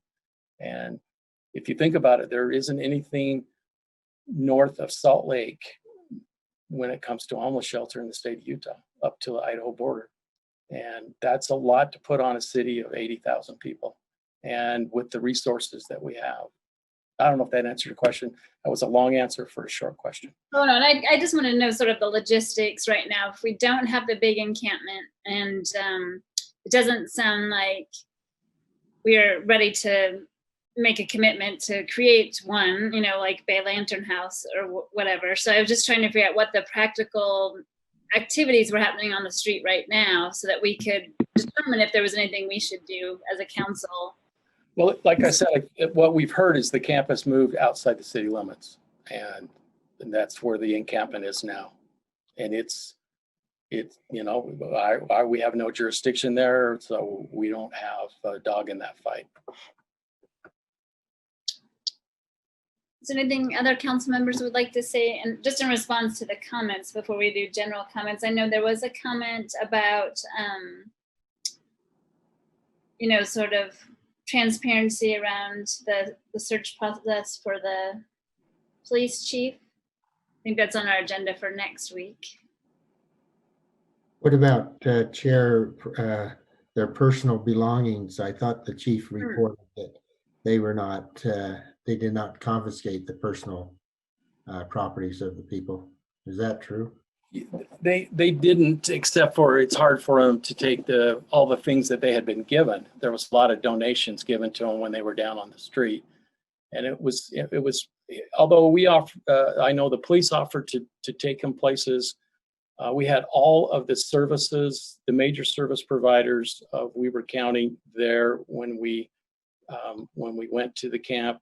There was a lot of offering to a lot of them. A lot of them just said, no, thank you. I'll go do my own thing. And there was probably, I don't know, 20, 25 that went into the Lantern House that night. Some of them were sleeping in the Lantern House and going out and spending time in the tents during the day. It's kind of interesting to hear, you know, the perception maybe from some of the other sides, some of the other providers knowing the people and knowing what they were doing. So I think the amount of needles and things that are down in that area, I'd be scared to let my grandchildren go down there, just because, you know, there's a lot of drug use and things that were going on in that area. And the residents on, I can't remember the name of the street, the little side street that goes off 33rd, we're coming out and we're thanking the city employees, because it had been such a burden and such a problem in their neighborhood for what they were having to deal with. So like I said, it's not the most ideal place. It seemed like it would be because it's right outside the homeless shelter, but I don't know that it was a good place for that camp. I don't know that I know a place that would be. It's not something I'm an expert at. I wonder if the local homeless coordinating council, I mean, is that a place where some of these things have been discussed, or where people are resolving these? You know, I guess I just don't know where then to go to direct people to help coordinate efforts. You know, which body is it under? Yeah, it's probably the local homeless coordinating council and several other of the entities that roll up there. We were in contact with them. They were involved in the decisions of what we did. So it wasn't, like I said, I think everyone thinks we did this all in a vacuum. We didn't. We involved the partners. We talked through it, and you know, decisions were made to go forward. So, you know, that's probably information. I don't know if people know that, but we were involving others in the decisions that we made. I'm not sure if you've been attending that meeting, Councilmember Stevens, but has this been part of the discussion, is kind of what to deal with the unsheltered population during the COVID outbreak? Well, it's a big problem, not only for Ogden, but for the entire state to try to find a solution. And I don't think everyone has the real silver bullet that's going to correct this situation. We just have to work unitedly and see if we can come up with some solutions. I would say one other thing, Chair. I asked today where they were in order of vaccination, and they're at the top of the list for phase 2. Now, how many of them will get vaccinated, I don't have any idea. But I know we fought with the state and others to try and get them up the list further, because we felt like that was important, but we don't make those decisions either. But phase 2 should be, I think, sometime in February. And our hope is that many of them will get vaccinated, and maybe that will help with the problem. Well, I guess I wonder, will there be street teams that go out and vaccinate them? I mean, it's gonna be hard to communicate to a camp somewhere outside of Ogden City. And it's also 2 shots. So, I mean, whether we can get them, we can get one, maybe can we get the second one? I have no idea. But I think that's something that is coming, and hopefully we can get them, we can communicate with them, get them to get vaccinated. Okay, is there any other, now I guess we can just go to general comments unless anybody else wanted to respond to any of the comments from public. I've got some thoughts I'd like to share, Chair. Please. And maybe I need to direct these to our newly appointed leadership for the coming week of agenda and after. But I'm having a really hard time understanding what is and isn't accurate in the narratives that I'm hearing. And I'm not saying that because I think anybody's telling me anything that's not true. What I'm saying is that we've got a community of people with good hearts, good intentions. They want to see us do something, and they've got a specific proposal for us to consider.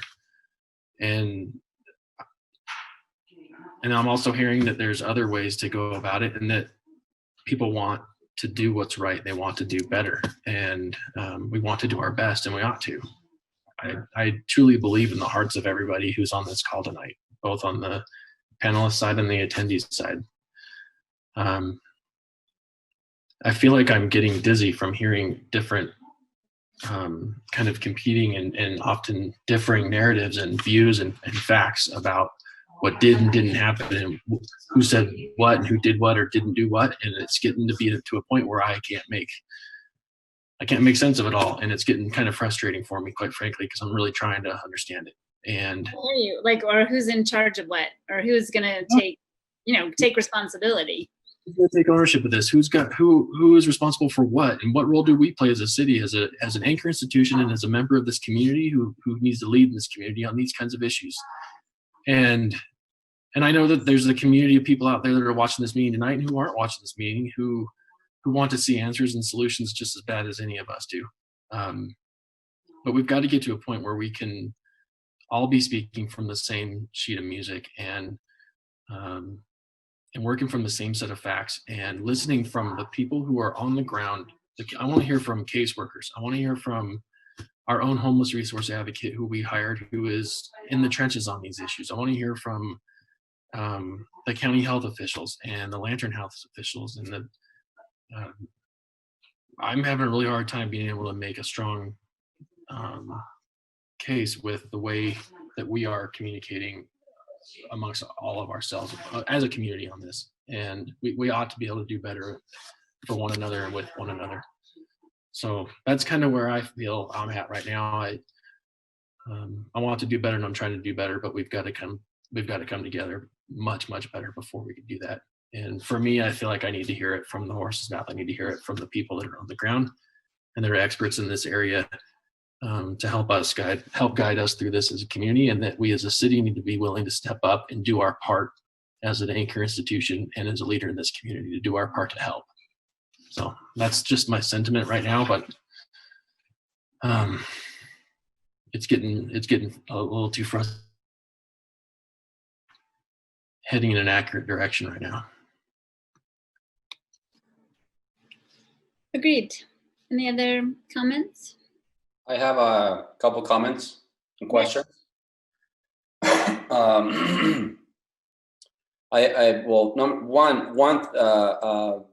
Just one comment that I like to echo from Mark. If anyone is suggesting that we don't care about people and about the homeless population, I don't agree with that. With that assertion, I think that's that's inaccurate. I think I speak for everybody, echoing the comments of Councilmember Nadolski as well, that we all care deeply about this issue and about people that are in need. And also following up on the comments from Councilmember Nadolski right now, I want to ask a more direct question, and I'd like to know what it would take for us hear directly from the people in the trenches and from some of our partners about what's happening and about the way to find out more about the direction this is going, and you know, if something needs to be approached differently. I mean, what would it take to do that? Do we need a work session for it, or we invite people? And since what the community is telling us, what I'm hearing from the community is the sentiment is that this is urgent because people's lives are at risk, are at stake if they're sleeping under bridges in freezing temperatures. Then how soon do we act on these if we need to do this? So do we need to call some sort of special session? Does this calls for a special session some kind? And we just hear from people, hear from the experts, hear from whoever we need to hear and coordinate with, and then try to make some decisions. So I don't know who can pitch in with advice about this, but I mean, I would be willing to make a motion today if it's necessary about calling for a session to do this. Not that it will pass, but I'm willing to do it if we need to go that way. But I want to honor that sense of urgency from the community because I understand where they're coming from. Chair, can I add to his comments quickly? I think what he's saying about a work session is what I'm getting at too, is that I got to get into an environment where I can get facts straight from the source and make head over tails. And I don't know that we need a motion to do that. I just think we need to agendize it, and that's something that we're going to have to appeal to our new leadership to help us do. Luis. Yeah, and I guess my question, and I'm not trying to say that wouldn't be valuable, but I guess my question is, we have representation at the local homeless coordinating council, and that happens, I think, every month. I think it's every month or bi-monthly.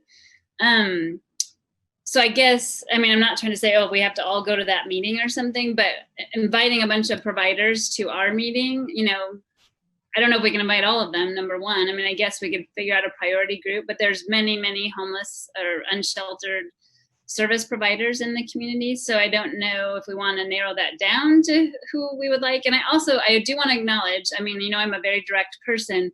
This is a politically charged issue. As far as county level people that don't think it's their problem, you know, et cetera, other people in the business sector that don't think it's their problem. So I feel like we could definitely have conversations with those wonderful service providers, but they are going to be put in a position, if we put them in a public meeting, that may not be the best for them, because you know what I'm just trying to be very sensitive to those issues.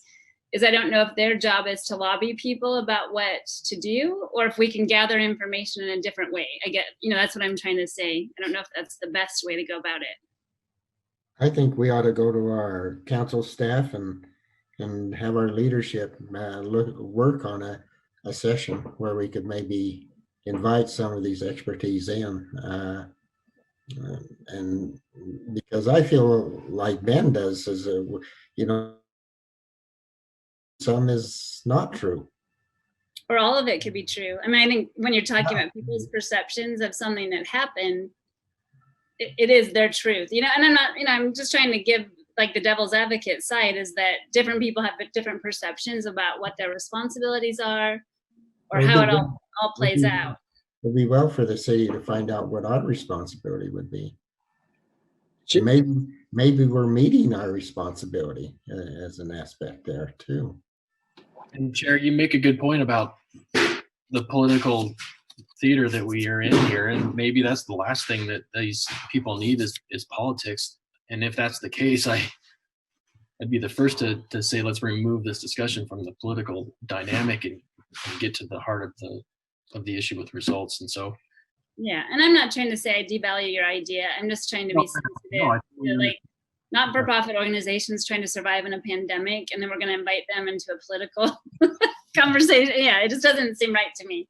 And I'm not trying to politicize it. And maybe what I'm saying is it really puts a tamp on the political energy that's upon us right now. If we can hear from them, Yeah, if because we're living in a pandemic, we could go on a couple tours. We could, I've actually been to the Lantern House, so I can tell you that the family area is in a completely different area, that nobody would have to interact with anybody there. But, that is hard to communicate if you haven't been on site and seen the place too. Chair, I just want to echo what you said about it being a safe place. Some of these providers have talked to me and told me that they're getting pushed from all angles right now, and they really don't feel it's a safe environment for them to be in a political environment talking about the issues. Because they have their own opinions, but they got to be really careful with that. So I just echo, I have heard that from some of these providers that they're worried about being pulled into that.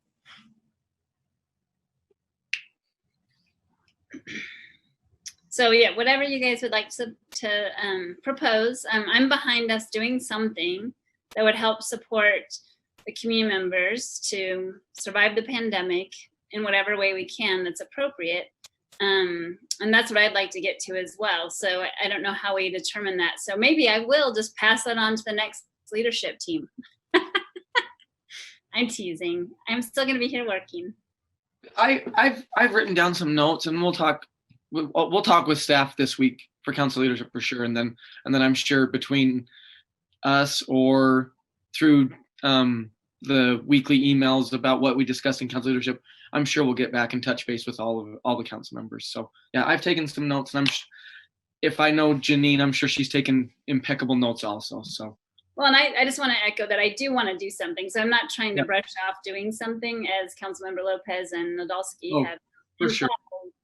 It's just I don't want to do more damage than good. Yeah. And I don't want to either. So thanks for saying that. I appreciate the comment. There might be somebody there. We have a homeless resource coordinating committee, and there are professionals. I know it right now. There are professionals watching this meeting or working on this issue right now, or resting from a full day of having worked on it, and they're exhausted and they're getting ready to do it again. And they know a whole lot more about this than we do right now. And my point was that if we heard from them, we might feel a lot better about it. But also, maybe our leadership can reach out to them to keep them from having to come into this politically charged atmosphere, get the answers that we are hungry for as well, and put us at ease to know that there is a plan or a plan of action beyond just allowing whatever happens to happen and then to have to be forced with another decision to do what we've done before.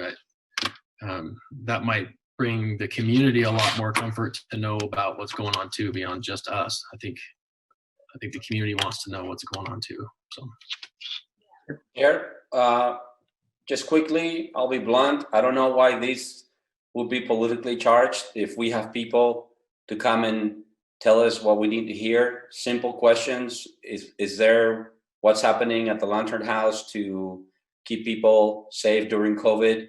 Hear directly from them, experts on the issues of homelessness, etc. I mean, I really don't see why this is political.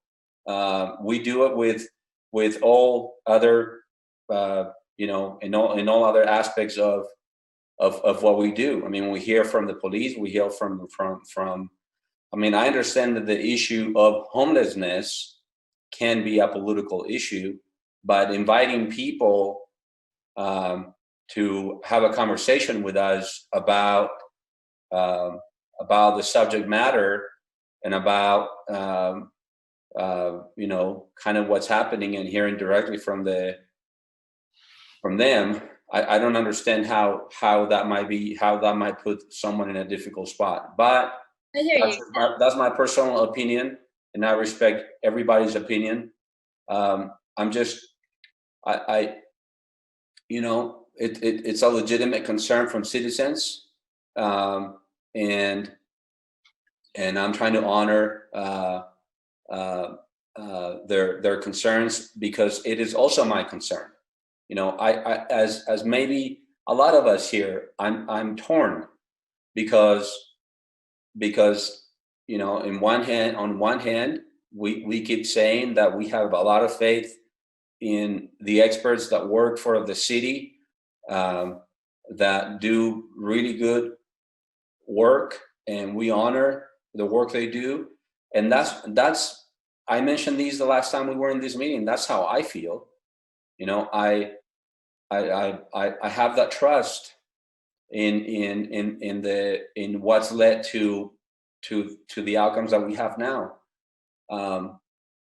But at the same time, when we are facing difficult issues like this, I mean,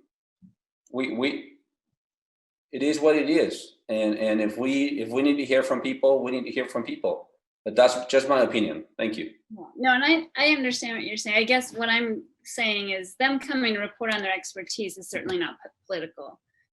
How we deal with people in camping on Lantern House property, and you know how when we go down that road of who knew what or who was responsible for what, etc. If we put the service provider on the spot, that would not be. Oh, I agree 100% with That's you, all I'm saying. Chair. 100%. Yeah. We would never want to put anyone in that position. Absolutely. So we're in agreement with that. Thank you. Thank you. Okay. Any other comments?